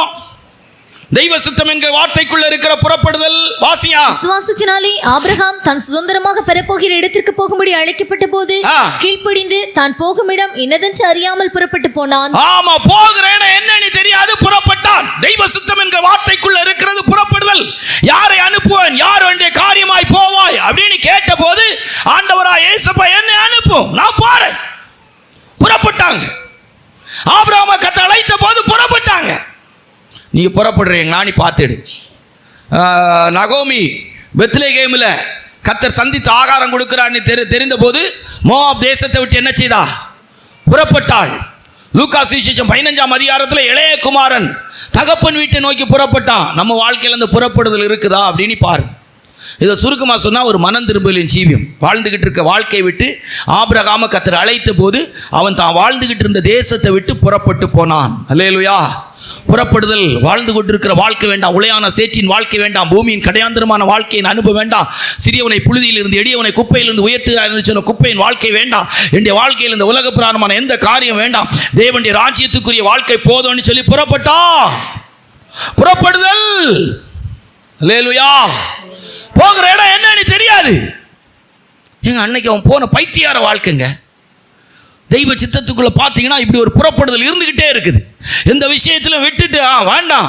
ஆபிரகாம் வாழ்க்கையில் சொல்ல போனீங்கன்னா அவன் விடாத ஒரு விஷயமும் கிடையாது. புறப்பட்டான். அப்ப தெய்வ சித்தம் என்கிற வார்த்தைக்குள் ஒரு புறப்படுதல் இருக்கு. 2 முகாந்தரம். சரியா? வேதத்தில் வாசிக்கும் போது எல்லாத்துக்கும் வசனம் இருக்கு, ஆனா ஒன்று மட்டும் சொல்லிட்டு போறோம். 2வது முகாந்திரம் 1 சாமுவேல் புத்தகம் 17ஆம் அதிகாரம் 29 வாசா. 1 சாமுவேல் 17:29 வாசா. வாசியா. அதற்கு தாவீது, நான் இப்பொழுது செய்தது என்ன? நான் வந்ததற்கு முகாந்திரம் இல்லையா? வந்ததற்கு முகாந்திரம் இல்லையா? வந்தது சகோதரரை விசாரிக்கிறதுக்கு, பால் கட்டி கொடுக்கிறதுக்கு வந்தான். ஆனா சூழ்நிலையை பார்த்த உடனே நான் வந்ததுக்கு முகாந்திரம் இல்லையோ. முகாந்திரம். இந்த மார்க்கத்துக்குள்ள வந்த பிற்பாடு ஏன் இந்த கிறிஸ்தவ மார்க்கத்துக்குள்ள வந்தீங்க? ஏன் பைபிள் எடுத்தீங்க? ஏன் ஆண்டவரை பின்பற்றீங்க? ஏன் ஆலயத்துக்கு போறீங்க? முகாந்திரம் இருக்கணும். ஏன் பிரதர் ஆட்டோ ஓட்டிருக்கீங்க? ஆட்டோ ஓட்டுறது நேரம் போகாம தானே ஓட்டிட்டு இருக்கிறீங்க. எதுக்கு ஓட்டுறீங்க? வருமானத்துக்கு. வருமானம் என்ன? நான் என் மனைவிக்கு ஒரு மனைவி கட்டியிருக்கு, கல்யாணம் பண்ணியிருக்கேன், ஒரு பிள்ளையை கல்யாணம் பண்ணியிருக்கிறேன், 2 பிள்ளைகள் இருக்குது, அதில் போஷித்து காப்பாற்றணும். முகாந்திரம். அப்படி தானே? ஏன் காலையிலே போகிறீங்க? காலையிலே போனால் ஒரு 2 சவாரி கிடச்சா பிரயோஜனமாக இருக்கும். வீட்டில் இருக்கும்போது கூப்பிட்ட உடனே எதுக்கு அடிச்சு புரண்டு போகிறீங்க? ஒரு 100 ரூபா 200 ரூபா கிடச்சா அப்படி சவாரிக்கு பிரயோஜனமாக இருக்கும். முகாந்திரம் இருக்குது வாழ்க்கையில். அல்லேலூயா. நீங்கள் எதுக்கு சபைக்கு போகிறீங்க? ஐயோ போகலன்னா அவர் திட்டுவார், போகலன்னா திட்டுவார். நம்ம சிஸ்டர்ஸ் அன்னைக்கு ஒருத்தவங்க சொல்லியிருக்கிறாங்க, நீங்கள் ரொம்ப விசாரிச்சுக்கிட்டு கூப்பிட்டு நீ விசாரிக்கிறீங்க. திருப்பி அவங்களுக்கு என்ன வேலையா? சோழி என்ன வேலையா? கூப்பிட தான் செய்வாங்க. அல்லேலூயா. வரக்கூடியவங்க வரலன்னா கூப்பிட்டு தான் ஆகணும். அல்லேலூயா. இனி வரலன்னா போக்கு நானா? எனக்கு அந்த தெளிவு இருக்குது. வரலன்னா அது போட்டு வந்தால் பார்த்துக்கலாம். ஒரு தடவை சொல்கிறோம், 2 தடவை சொல்கிறோம், சொல்லிப்பார் தள்ளிப்பார் தள்ளி அது என்ன செய்து பாம்போல சரி வாங்க வந்துட மாட்டாங்களா? உபவாச ஜெபத்துக்கு வர மாட்டாங்களா? ஆராதனைக்கு வந்துட மாட்டாங்களா? சீக்கிரம் வந்துட மாட்டாங்களா அப்படின்னு நினைக்கிறாங்க. இப்போ சபையில் யோசிச்சுக்கிட்டே இருக்கிறோம், 9 மணிக்கு ஆராதனை வைக்கலாமா? ஜனங்கள் லேட்டாக வர்றவங்க கொஞ்சம் கஷ்டப்படுறதுனால 9 மணிக்கே வச்சுட்டா அவங்க சீக்கிரமாக வந்துட்டு போய் வேணாலும் எது வேணாலும் செய்யலாமே அப்படின்னு யோசிச்சுக்கிட்டு இருக்கிறோம். வைப்பமானு தெரியல. ஏன்னா நம்ம ஜனங்களுக்கு 9 மணினா ஸ்கூலுக்கு பிள்ளைகளை அனுப்புன நேரத்துக்கு புறப்படுற மாதிரி கரெக்டாக புறப்பட்டு வரைக்கும் என்ன செய்யும் வசதி. இது டைம் வந்து 2 கட்டான டைமாக இருக்குது. 10 மணி புறப்பட்டு வாரதுக்கு அது கொஞ்சம் கஷ்டமாக இருக்குது. அதனால் 9 மணிக்கே வைக்கலாமான்னு நம்ம யோசிச்சுட்டு இருக்கோம். ஆனால் முகாந்திரம் தேடி இருக்கேன். எதுக்கு வைக்கணும்? வச்சா என்ன லாபம் இருக்குது அப்படின்னு பார்க்கணும். புரியுதா அவங்களுக்கு? 10 மணிக்கு வச்சு பிரயோஜனம் இருக்கா அப்படின்னு என்ன செய்ய முடியலை, கண்டுபிடிக்க முடியலை. நீ 10:30க்கு வச்சாலும் ஜனங்கள் 10:30 கரெக்டாக வந்துடுவாங்கன்னு நினைக்கிறீங்க. அப்பவும் 11 மணிக்கு தான் வருவாங்க. அப்பவும் 11:30 மணிக்கு தான் என்ன செய்வாங்க, வருவாங்க. அலுவலகங்களுக்கு போகிறது, ஸ்கூலுக்கு போகிறது மட்டும்தான் டைமுக்கு என்ன செய்ய முடியும், போக முடியும். ஆலயம் என்பது நமக்கு முகாந்திரம். முகாந்திரம் லைஃப்ல முகாந்திரம் இருக்கணும். இந்த மார்க்கத்துக்குள்ள வந்த பிற்பாடு ஏன் பைபிள் எடுத்தேன், ஏன் ஊழியம் செய்கிறேன், ஏன் கர்த்தரை பின்பற்றேன், ஏன் உபவாச ஜெபத்துக்கு போகிறேன், ஏன் வெள்ளை துணி கட்டுறேன், ஏன் நகை வேண்டாங்கிறேன், ஏன் ஆஸ்பத்திரிக்கு போகலை, ஏன் நான் மருந்து எடுக்கலை, எனக்கு ஏன் இந்த வாழ்க்கை வாழ்கிறேன், ஏன் எளிமையாக வாழ்கிறேன். நமக்கு முகாந்திரம் தெரியணும், காரணம் தெரியணும். ஏன் இந்த பிரதிஷ்டை அந்த தலைமுடி எவ்வளோ கட்டையாக வெட்டுறதும் இந்த சிப்பா போடுறதும் பிரதிஷ்டை கிடையாது. அழைக்கப்பட்ட அழைப்புக்கு ஒப்பு கொடுத்து வாழ்கிறது. அவன் சொல்றான், நான் வந்ததுக்கு முகாந்திரம் இல்லையோ, வந்ததுக்கு முகாந்திரம் இல்லையோ. எந்த சபைக்கு போனாலும் சரி முகாந்திரம் பார்த்து போங்க. சிலர் அழகாக தெரிஞ்சே போவாங்க, அந்த சபைக்கு போனால் ஆசீர்வாதம் கிடைக்கும். கண்டிப்பாக போங்க. நான் கூட அதை ஜனங்களுக்கு சொல்ல விரும்புகிறேன். எந்த சபையில் உங்களுக்கு ஆசீர்வாதம் கிடைக்கினாலும் தாராளம் போகலாம், தவறே கிடையாது. அல்லேலூயா. தெய்வ சுத்தம் என்கிற வார்த்தைக்குள்ளே நீங்கள் புறப்பட்டு முகாந்திரத்தோடி போங்க. அந்த சபைக்கு நீங்கள் எதுக்கு போனீங்க? இந்த சபையை விட்டு எதுக்கு போனீங்க? அந்த சபையில் இருந்த ஒரு ஆசீர்வாதம் கிடையாது, கடன் கூடிக்கிட்டே இருந்துச்சு. இப்போ நம்ம சபையிலேருந்து சிலருக்கு கடன் பெருகிருக்கு. ஆனால் அதுக்கு நான் காரணம்னு என்ன செய்ய முடியாது, சொல்ல முடியாது. வாங்கி தின்னதுக்கும் வாங்கி செலவழித்ததுக்கும் இஷ்டம் போல் வாழ்ந்ததுக்கும் ஒரு விதமான எந்த விதமான ஆலோசனை எல்லாத்தையும் நான் காரணம் கிடையாது. நான் காரணம் மட்டும் இல்லை, ஆண்டவரும் காரணமானு எனக்கு என்ன செய்யாது, தெரியாது. அவுத்துட்டான், நான் கழுதை எடுத்து விட்டிச்சான் ஓட்டோன்னே மாதிரி ஊரெல்லாம் கடன் வாங்குறதுக்கு ஆண்டவரா பொறுப்பேற்க முடியும்? எனக்கு தெரியல. ஒருவேளை அவர் பொறுப்பேற்கலாம். நான் தான் மகனேனி பொறுப்பேற்றான ஓகே. முகாந்திரம் தெய்வ சித்தம் என்கிற வார்த்தைக்குள்ள இருக்கிற இரண்டாவது அர்த்தம் என்ன? வார்த்தை என்னது? முகாந்திரம். ஏன் பைபிள் எடுத்தீங்க? ஏன் இயேசுவை ஏற்றுக்கொண்டீங்க? ஏன் நீங்கள் இப்படி வெள்ளை துணி கட்டிங்க? ஏன் நீங்கள் நகை கலத்துனீங்க? ஏன் நான் மருந்து எடுக்க மாட்டேன்னு சொல்கிறீங்க? ஏன் நீங்கள் விசுவாச வாழ்க்கை வாழ்கிறீங்க? ஏன் நீங்கள் சண்டை போட மாட்டேங்கிறீங்க? ஏன் நீதி நியாயத்துக்காக குரல் கொடுக்க மாட்டீங்க? நீங்கள் உங்கள் வாழ்க்கையில் வர்ற பிரச்சனை நேரத்தில் ஏற்றி கேட்க மாட்டேங்கிறீங்க? நான் அழைக்கப்பட்டதுக்கு ஒரு முகாந்திரம் இருக்கு. அல்லேலூயா. நான் முகாந்திரத்தோடு வாழ்கிறவன். அல்லேலூயா. நம்முடைய யுத்தம் மாம்சத்தோடு இரத்தத்தோடும் அல்ல, துரைத்தனங்களோடும் அதிகாரங்களோடும் அந்தகார லோகாதிபதிகளும் வானமண்டலத்தில் பொல்லாத சேனைகளும் எந்த சவுலுக்காக அன்றைக்கு முகாந்திரத்தை அறிந்து அன்றைக்கு கோலியாத்தை வீழ்த்தினாலும் அதே சவுல் ஒரு நாள் தனக்கு விரோதமாக வந்தபோது சண்டைக்கு போல அல்லேலூயா ஓடுறான். முகாந்திரம் 2 ரைட்டா? இப்போ தெய்வ சித்தத்துக்குள்ள இருக்கிற அர்த்தம் என்னது? ஏன் கல்யாணம் பண்ண? ஏன் கல்யாணம் பண்ணல? முகாந்திரம் தெரிஞ்சிருக்கணும். ஏன் கல்யாணம் பண்ணலை? முகாந்திரம். இப்போ என்ன கேட்டால் நான் சொல்லுவேன், கல்யாணம் பண்ண ஆண்டோடைய அழைப்பின்படி எனக்கு சந்தோஷமாக இருக்குது. கல்யாணம் பண்ணவங்கெல்லாம் பாருங்கள், படாத பாடுபட்டா, 1 பெற்று 2 பெற்று படாத பாடு. தும்முன ஆஸ்பத்திரி கொண்டு போக வேண்டியதுக்கு திடீர்னு ஒரு மாதிரி கால் இதாகிட்டுனா பிள்ளைகளை தூக்கிட்டு அலறிட்டு ஓடுறாங்க. ஆஸ்பத்திரியில் போய் ஒரு மணி நேரம் ஒரு இடத்துல 2 மணி நேரம் இருக்கே கஷ்டப்படுறாங்க. ஆஸ்பத்திரியில் போய் 2-3 நாள் குளிக்காமலும் பிறக்காமலும் அந்த வாடைக்குள்ளே ஒரே கஷ்டத்தின் மத்தியில் அதை ட்ரிப்பு போட்டு குழந்தைய கண்காணிக்கிறாங்க. நான் அதெல்லாம் பார்த்து பரிதாபப்படுறேன். ஒருவேளை சிலருக்கு அது சந்தோஷமாக இருக்கும், அது பழகி போயிடும். ஒரு குழந்தை மூச்சு வாங்குது, திடீர்னு ஒரு மாதிரி வாந்தி வந்துட்டு ஐயோ அப்பாங்கிறாங்க. வளர்ந்து வர அந்த பொம்பளை பிள்ளைகள் வளர்ந்து வருது, ஐயோ என்ன படாத பாடுபடுறாங்க. நெருப்பை வடியில் கட்டி வச்சு போல இருக்குது. சில இடங்களில் வீட்டுக்கு வரக்கூடிய ஆட்கள்கிட்டருந்தே பாதுகாக்க வேண்டியது, சில நேரம் வீட்டில் இருக்க மிருகங்கள்கிட்டருந்தே பாதுகாக்கப்பட வேண்டியதுக்கு காட்டு விலங்குகள்கிட்டருந்து பாதுகாத்தது போல் எந்த பிரயோஜனம் இருக்கான்னா எனக்கு தெரியாது.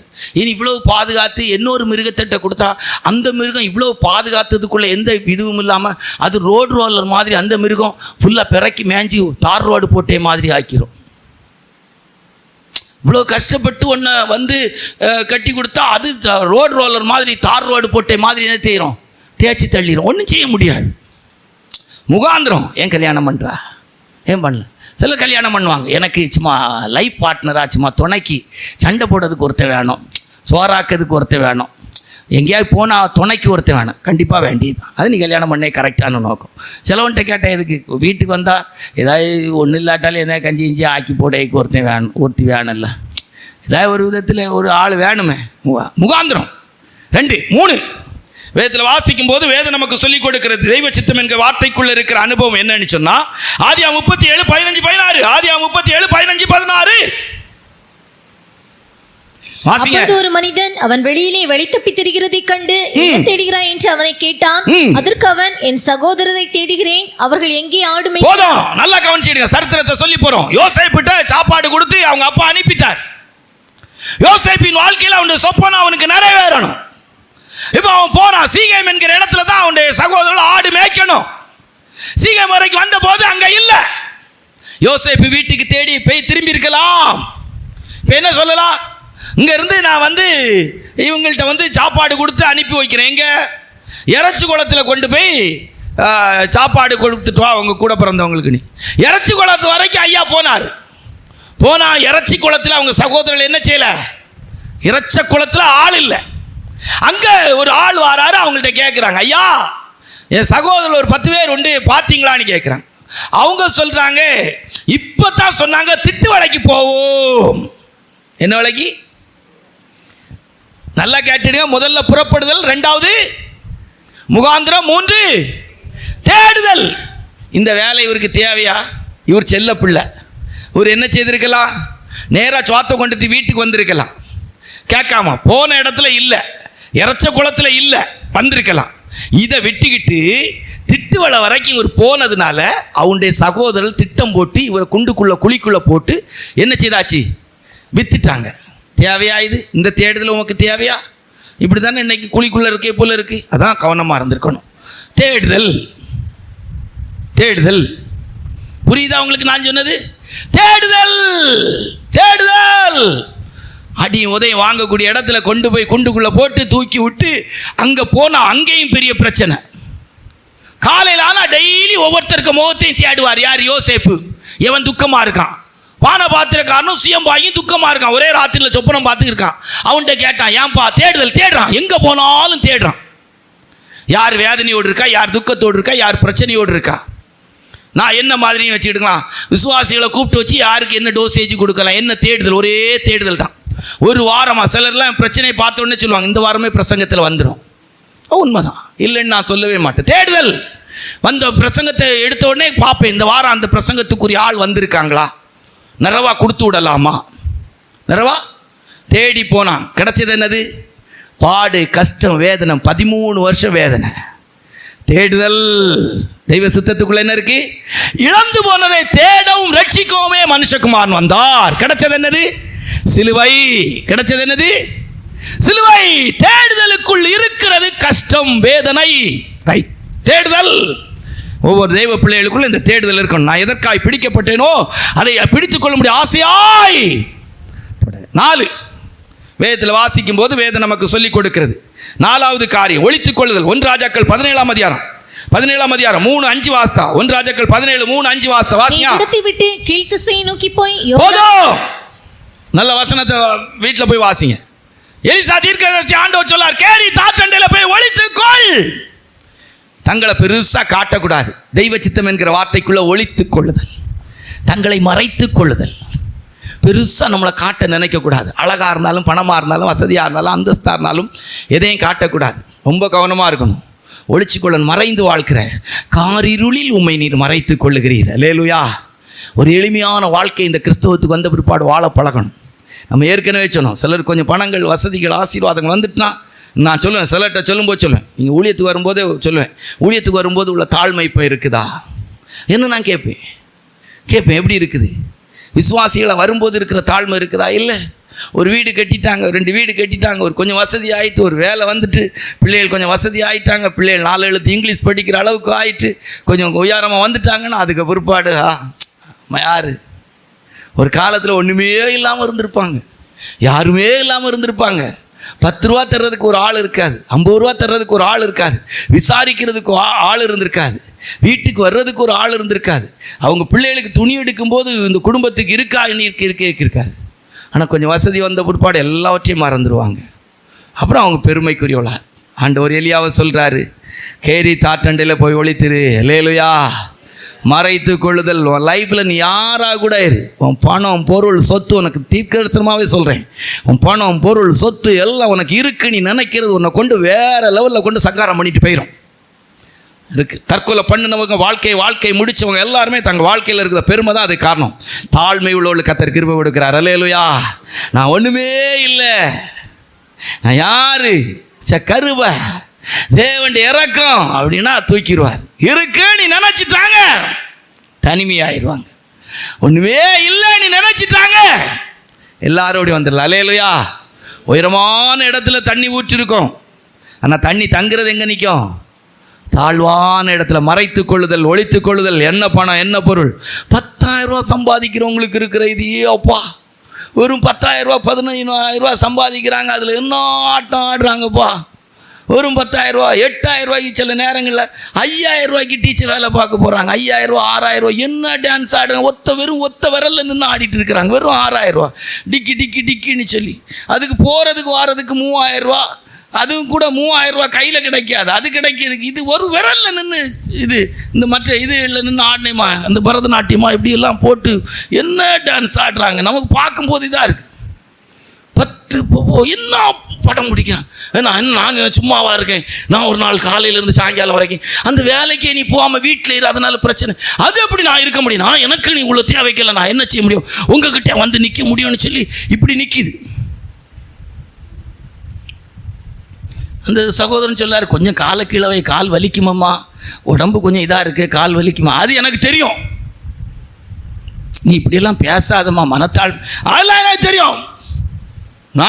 நான் சீட்டு போட்டு 1 லட்ச ரூபா சேர்த்தேன், 2 லட்ச ரூபா சேர்த்தேன் சில குடும்பத்தில். அப்பா கொஞ்சம் கவனமாக பேசுங்க, நடங்க. சில நேரங்களில் இழுத்துட்டாருன்னு வைங்களாம், மற்ற மேலே இருக்கிற படைச்சோறு, நம்ம ஊர் பாசையில் சொன்னால் இழுத்துட்டாருன்னு வைங்களாம், இடிச்சிட்டாருன்னு இன்னும் வேகாது. அல்லேலூயா. ஒன்றும் ஒர்க் அவுட் ஆகாது, போயிடும். 4 5 ரைட்டா? அப்போது 4 ஒழித்து கொள்ளுதல், 5 தானியேல் 3ஆம் அதிகாரம் 16 18, தானியேல் 6ஆம் அதிகாரம் 10வது வசனம், தானியேல் 3 16 18, தானியேல் 6ஆம் அதிகாரம் 10வது வசனம். சீக்கிரம் வாசிங்க. மேஷாக் ஆபேத்நேகோ என்பவர்கள் ராஜாவை நோக்கி, நேபுகாத்நேச்சாரே, இந்த காரியத்தை குறித்து போதும். வசனம் தெரிஞ்சவங்களுக்கு சரித்திரம் அவ்வளோதான். ஸ்டார்ட். சூளையை வச்சுட்டு சொல்கிறாங்க, இப்போ வணங்காட்டா சூளையில் போட்டுருவோம். நம்மன்னா என்ன செய்திருப்போம், நம்ம ஆட்கள்லாம் என்ன செய்திருப்போம்? அவ்வளோ பேரும் ஒட்டு மொத்தமாக படுக்கையை போட்டு, ஐயா இதோ வணங்குகிறோம் ஐயா, இயேசுவே சோத்திரம் ஐயா, ஏசப்பா சோத்திரம், ராஜா சோத்திரம், சோத்திரம், ஏசு கிறிஸ்துவின் ரத்தம் சோத்திரம், ஏசப்பா என்னை மன்னிச்சிடுங்க, ஏசப்பா சோத்திரம், ராஜாவே வணக்கம். திடீரியல மார்க்கத்துக்குள்ளே வந்துட்டு இப்படி ஒரு வாழ்க்கை வாழணுமா? சிங்க கெபியோ சூளை நெருப்போ அவர் என்னை காத்து கொள்வார். சிங்க கெபியோ சூளை நெருப்போ அவர் என்னை காத்து கொள்வாமா, காப்பார். வியாதி வந்தோடனே அந்த அளவு போய் படுத்துங்க, இங்கே போடு. பொம்பளை பிள்ளைகள்லாம் கையை வாங்க மாட்டேங்க, அது விட்டாலும் கையை வச்சுக்கிட்டே கூட, அது ட்ரிப்பு பிடிக்கி சில இடங்களில் நான் கவனித்து பார்த்தேன், அதுகளும் அழகாக பிடிச்சிக்கிட்டு கொஞ்சம் நேரத்துக்கு அவனும் அழகாக வச்சு கொடுத்துட்டு படுத்தேன். போடுமா போடும். பண்டைய காலத்தில் நம்ம ஆட்களில் சிலர் வெட்டிக்கிட்டு ஆஸ்பத்திரி போயிடுவோம். அப்போ அது பிடிச்சி அது தொடச்சி எடுத்து இது செய்யலாம், ரொம்ப நேரமாக தெரியலைங்க எனக்கு இந்த மார்க்கத்தை என்ன சொல்லன்னு தெரியல. 5வது எதிர்க்கிறது, மீறுகிறது. ராஜான் உத்தரவுங்க, சூளைங்க 7 மடங்குங்க, 7 மடங்கு சூளை, 7 மடங்கு சூளை. கல்யாணம் விட்டு காடு கொடுத்துட்டா ஞாயிற்றுக்கிழமை காடுன்னா என்ன மாதிரி ஓடுது நம்ம ஆட்கள். முடிஞ்ச கல்யாணத்துக்கு ஓடிறாங்க நம்ம ஆட்கள், தின்னதுக்கோ கொடுக்கறதுக்கோ. எனக்கு ரொம்ப சந்தோஷமாக இருக்குது இதெல்லாம் பார்க்கும்போது, ரொம்ப சந்தோஷமாக இருக்கும். எனக்கு ரொம்ப பிடிக்கும் வேறு இதெல்லாம். அதாவது எனக்கு கொடுக்கப்பட்ட வாக்கு தத்தமே அதான், உன்னை அதிசயங்களை காண பண்ணுவேன், ஆராய்ந்து முடியாத பெரிய காரியங்களையும் எண்ணி முடியாத அதிசயங்களையும் காண செய்வேன். அதுதான் எனக்கு கொடுக்கப்பட்ட வாக்கு தத்துவம். அதனால் இதுகளெல்லாம் பார்க்கும்போது எனக்கு ரொம்ப சந்தோஷமாக இருக்கும். ஏன்னா இதெல்லாம் ஒரு அதிசயமான செயல் தானே. என்ன, முடிஞ்ச கல்யாணத்துக்கு போகிறது, முடிஞ்ச சடங்குக்கு போகிறது, முடிஞ்ச அது என்ன சொல்லலாம் பிரதிஷ்டை வீட்டுக்கு போகிறது, ஞாயிற்றுக்கிழமைன்னா ஓட்டம், நமக்கு ரொம்ப சந்தோஷமாக இருக்கும். அதெல்லாம் பார்க்கும்போது ரொம்ப இதாக இருக்கும். எதிர்த்தான், மீறினான். வேதத்தில் வாசித்து பார்த்தீங்கன்னா தானியேலின் புத்தகம் 6ஆம் அதிகாரம் 10வது வசனத்தில், பத்திரத்துக்கு கையெழுத்து போட்ட பிற்பாடும் தானியேலோ என்றால் எருசலேமை நோக்கி பல கனிகள் திறந்திருக்க விண்ணப்பம் பண்ணினான். அல்லேலூயா. ஆமாம், நம்ம ஆட்கள் கொரோனா காலத்தில் இப்போ கை கொடுங்கன்னு கேட்கல, கை கொடுங்கன்னா தோத்துறோம் தோத்துறோம் தோத்துறோம் தோத்துறோம், செத்துப்போம். பயம், என்ன பயம்ப்பா, ஆச்சரியமாக இருக்குப்பா. ஒரு ஆச்சரியமான உலகத்தில் வாழ்கிறேன்னா வஞ்சிக்கப்பட்டோம் போல தெரியும். பெந்தகோஸ்து மார்க்கத்தார் என்ன, சிங்க கெபியோ சூளை நெருப்போ, எல்லாம் ஆடு, சிங்க கெபியோ சூளை நெருப்போ அவர் என்னை பார்த்து கொள்வார். கூட்டம் முடிந்து நல்ல மாத்திரத்தின் ஆஸ்பத்திரிக்கு ஓடி போவே. சிங்க கெபியோ சூளை நெருப்போ, சிங்க கெபியோ சூளை நெருப்போ. என்ன எனக்கு தெரியல, என்ன சிங்க கெபி சூளை நெருப்பு? தெய்வ சித்தம். நாங்கள் ஆராதிக்கிற தேவன் எங்களை விடுவிக்க வல்லவர். செத்தாலும் நீ சொன்ன இதை வணங்க மாட்டேன். அல்லேலூயா, அல்லேலூயா. மீறுகிறது, எதிர்க்கிறது, வைராக்கியம். மார்க்கத்துக்குள்ளே வந்த பிற்பாடு செத்த திமிங்கிலமாக வாழாது. ஒன்று வாழ்ந்தா அனலா வாழ, இல்லைன்னா குளிராப்போ. இப்போ உலகத்தில் போய் நல்லா வாழ். அல்லேலூயா. கர்த்தருக்காக ஒரு வாழ்வு. அல்லேலூயா. வைராக்கியமாக வாழ். அப்படியே ஒப்புரவாகி போகிறது. அப்படியே போகிறது. ரைட்டா? 5 6 வேதத்தில் வாசிக்கும்போது வேதம் நமக்கு சொல்லிக் கொடுக்கு. மார்க்கு சுவிசேஷம் 14:41. மார்க்கு சுவிசேஷம் 14:41. சீக்கிரம் வாசியா. மார்க்கு சுவிசேஷம் 14:41 வாசிங்க, முடிச்சிடும். அவர் முன்சாந்தரம் வந்து இனி நித்திரை பண்ணி இளைப்பாருங்கள், போதும், வேலை வந்தது, இதோ மனுஷகுமாரன் பாவிகளுடைய கைகளில். ஒப்பு கொடுக்கிற அனுபவம். அல்லேலூயா. யார் கையில் ஒப்பு கொடுத்தாராம்? யார் கையில் ஒப்பு கொடுத்தாராம்? அவர் பாடுபடும் போது பயமுறுத்தலையா? வையப்படும் போது பதில் என்ன செய்யலையா? வையலையா? அவருடைய சத்தம் வீதியில் என்ன செய்யலையா? கேட்கப்படலாம். எனக்கு ஆச்சரியமாக இருக்குது இந்த மார்க்கத்தை நினச்சி பார்த்தா. நீதி நிமித்தம் துன்பப்படுகிற பாக்கியவான்கள் பரலோக ராஜ்யம். என் நாமத்து நிமித்தம் உங்களை நிந்தித்து துன்பப்படுத்தி பலவிதமான தீமையான மொழிகளை உங்கள் பேரில் பொய்யாய் சொல்வார்களானால் அப்படியா சொல்லியிருக்கு? பாக்கி சந்தோஷப்பட்டு களி கூறுங்கள், அப்படி தானே சொல்லியிருக்கு. பரலோகத்தில் உங்கள் பலன் மிதியாக இருக்குது. உண்மையிலே நான் கேட்குறேன், விசுவாசி எல்லாருக்கும் உங்களை குறித்து உங்கள் மனைவி தப்பாக பேசுகிறாங்கன்னு வச்சுடுங்களா, நீங்கள் சந்தோஷப்படக்கூடிய இடத்துல இன்றைக்கி இருக்கிறீங்களா பிரதர்? உங்கள் குடும்பத்தை நீ பைபிள் எடுத்துகிட்டு கோயிலுக்கு போகிறதுனால உனக்கு என்னெல்லாம் கிடச்சின்னு உங்களை தப்பாக பேசுகிறாங்க, நீங்கள் என்ன சந்தோஷப்படுவீங்களா பிரதர்? பரவாயில்லன்னு நினைக்கிறாங்க. மனைவிக்கு கொஞ்சம் கஷ்டம், ஆனால் ஏன்னா புரிஞ்சுக்கிட்டவங்களே நம்மளை இது சொல்கிறாங்களேன்னு சொல்லி. இங்கே இருக்கிற இடது பக்கம் பாவம், அது அழ தெரியாது, அழுதாலும் அது கோழை ஆயிரும். உங்களுக்கு அழுதாதான் அழகே, அழுதாதான் அழகே. பெண்களுக்கு அழுதாதான் அழகு. கடல் மாதிரி, அலை இல்லைன்னா கடலே. அது இந்த செம்பில் இருக்க தண்ணி மாதிரி குடிச்சிக்கிடணும். மற்றபடி இது அழுகைக்கு நீ ஆண்டவர் படைச்சது. போ, நீ வாழ்க்கை எல்லாமே அழுதுச்சு. இப்போ நான் கேட்குறேன், உங்களை யாராவது சொன்னால் நீங்கள் ஏற்றுக்குவீங்கன்னு நினைக்கிறீங்க? உங்களை சொன்னால் இப்போ நான் ஏசுனேன்னா ஏற்றுக்குவீங்கன்னு நினைக்கிறீங்க? நான் உங்களை நல்லதுக்கே இல்லை. பைபிள் அப்படி தானே செய்ய. நாமத்து நிமித்தம் உங்களை நிந்தித்து துன்பப்படுத்தி பலவிதமான தீமையான மொழிகளை உங்கள் பேரில் பொய்யாய் சொல்வார்களானால் நீங்கள் அழுது அழுது அழுது அழுது அழுது அழுது அழுது அழுது அழுது அழுது அழுது அழுது அழுது அழுது அப்படி தானே சொல்லியிருக்கு. சந்தோஷப்பட்டு உங்களுக்கு பரலோகத்திலே பிரதிபலன் அவரோடு கூட பாடுபட்டமானால் பாவிகள் கையில் ஒப்பு கொடுத்தாராம். யார் கையில்? ஆமாம், விபரீதங்களை சகித்தார்னு எழுதப்பட்டிருக்கு. தமக்கு முன்பாக வைக்கப்பட்ட சந்தோஷத்தின் பொருட்டு சிலுவையை சகித்து அவமானத்தை எண்ணாமல். இந்த மார்க்கத்துக்குள்ளே வந்த பிற்பாடு உனக்கு நீ ஒரு சிலுவை இருக்குன்னா சந்தோஷப்படு. சிலுவை இல்லைன்னா நினச்சிக்க நீ நரகத்துக்குரிய ஆள், பரலோகத்துக்குரிய ஆளே கிடையாது. ஒப்பு கொடுத்தார்கள். ஒப்பு கொடுக்கிறது. அல்லேலூயா. பாடுபடும் போது பயமுறுத்தலை. 2 வார்த்தை சொல்லிட்டா நம்ம ஆட்கள், நான் நடத்திட்டு இருக்க சபைகளில் அது என்ன பிரசங்கத்திலே எந்திரிச்சு போவாங்க. எனக்கு ரொம்ப சந்தோஷமாக இருக்கும். அல்லேலூயா. ஏன்னா பிரசங்கத்தை ஜனங்கள் நல்லா கவனிக்கிறாங்கங்கிறது அது எனக்கு அர்த்தம். நல்லா பிரசங்கங்கிறது முதல் இதே ஒரு ஊழியக்காரனுக்கு பிரசங்கம் நல்லா குத்துனா எப்படி இருக்குன்னு நினைக்கிறீங்க? சக்குன்னு இருக்கும். ஒரு பிரசங்கம் என்னெல்லாம் செய்யணும்னு ஒரு 7 கருத்து இருக்குது. வர்ற நாட்களில் உங்களுக்கு கற்றுக் கொடுக்கும். முதல்ல என்ன செய்யணுமா? நல்லா குத்தணும். இருதயத்திலே குத்துண்டவர்களாகி. எப்படி கேட்டாங்களா? குத்துண்ட 7 மத்தேயு சுவிசேஷம் 7:21 சுதந்தரிப்பார்கள். வாசிங்க. மத்தேயு 7:21. பரலோகத்தில் இருக்கிற என் பிதாவின் சித்தத்தின்படி செய்கிறவனே பரலோக ராஜ்யத்தில் பிரவேசிப்பானே. அப்போ 7 தெய்வ சித்தம் செய்கிறவங்க ரிசர்வ்டு பிளேஸ், பிரவேசிப்பார்கள். அடிக்கடி சொல்லுவேன், மனத்தாழ்மையாக சொல்கிறேன். நம்ம ட்ரெயினில் போயிருக்கீங்களா? யாராவது ரெசர்வேஷன் பண்ணி ட்ரெயினில் போயிருக்கீங்களா? 10 நிமிஷத்துக்கு முன்னால் ட்ரெயினில் போயிட்டீங்க. ஏங்க நீ 10 நிமிஷம் முன்னாலே போகலங்க. நல்லா கவனிச்சிடுங்க. நாகர்கோயிலில் உங்கள் ட்ரெயினை விட்டீங்க.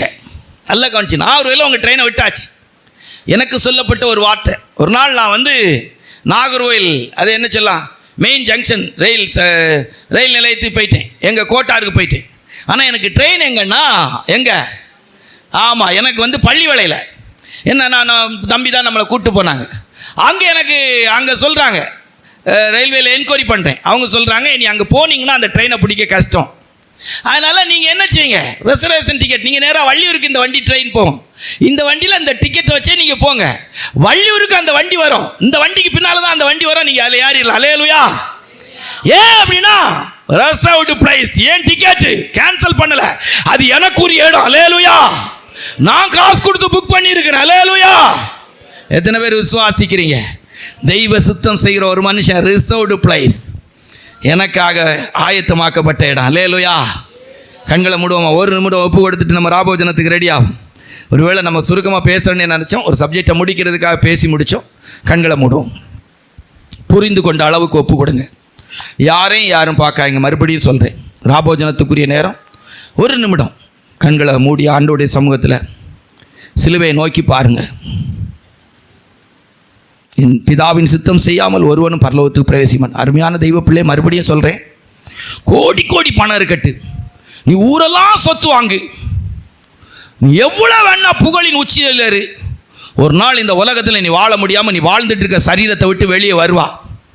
உன் சரீரம் பலட்சியப்படுங்கிறதுக்கு முதல் அடையாளம் உன் தலையில் இருக்க தலைமயிறு வெள்ளையாகிறது. நீ எவ்வளோ அலங்காரம் பண்ணினாலும் அந்த உலகத்தில் பார்த்துருக்கிறேன், ஒரு நாள் வரும்போது அந்த அலங்காரமே அவங்களுக்கு அலங்கோலமான முகத்துக்கு ஏதுவாயிரும். நடக்கிறதுலேருந்து நீ வாழ்கிற வாழ்க்கையிலேருந்து எல்லாமே உனக்கு விலகினத்துக்கு ஏதுவாயிரும். நீ சாப்பிட்ற ஆகாரம் வரைக்கும் நீ சிந்தித்து சிந்தித்து யோசித்து சாப்பிடக்கூடிய இடத்துல வந்துருவா. இதை சாப்பிட்டா செத்து போவேன் அப்படின்னு உனக்கு ஒரு பய உணர்வு வந்துடும். இதுவே நீ இந்த உலகத்தில் வாழ முடியாது என்பதை உனக்கு இந்த உலகம் சொல்லிக் கொடுக்குது. நீ வாழ்ந்துட்டு இருக்கிற சரீரம் உன்னை பார்த்து சொல்லுது, கொஞ்ச நாளையில் நான் கீழே விழுந்துருவேன் அப்படின்னு சொல்லுது. பிதாவின் சித்தம் செய்கிறவள் பரலோக ராஜ்யத்தில் சுதந்தரிப்பார்கள். எத்தனை பேர் வாஞ்சிக்கிறீங்க? ஒப்பு கொடுங்க. கர்த்தர் நம்மை ஆசீர்வதிப்பாராக.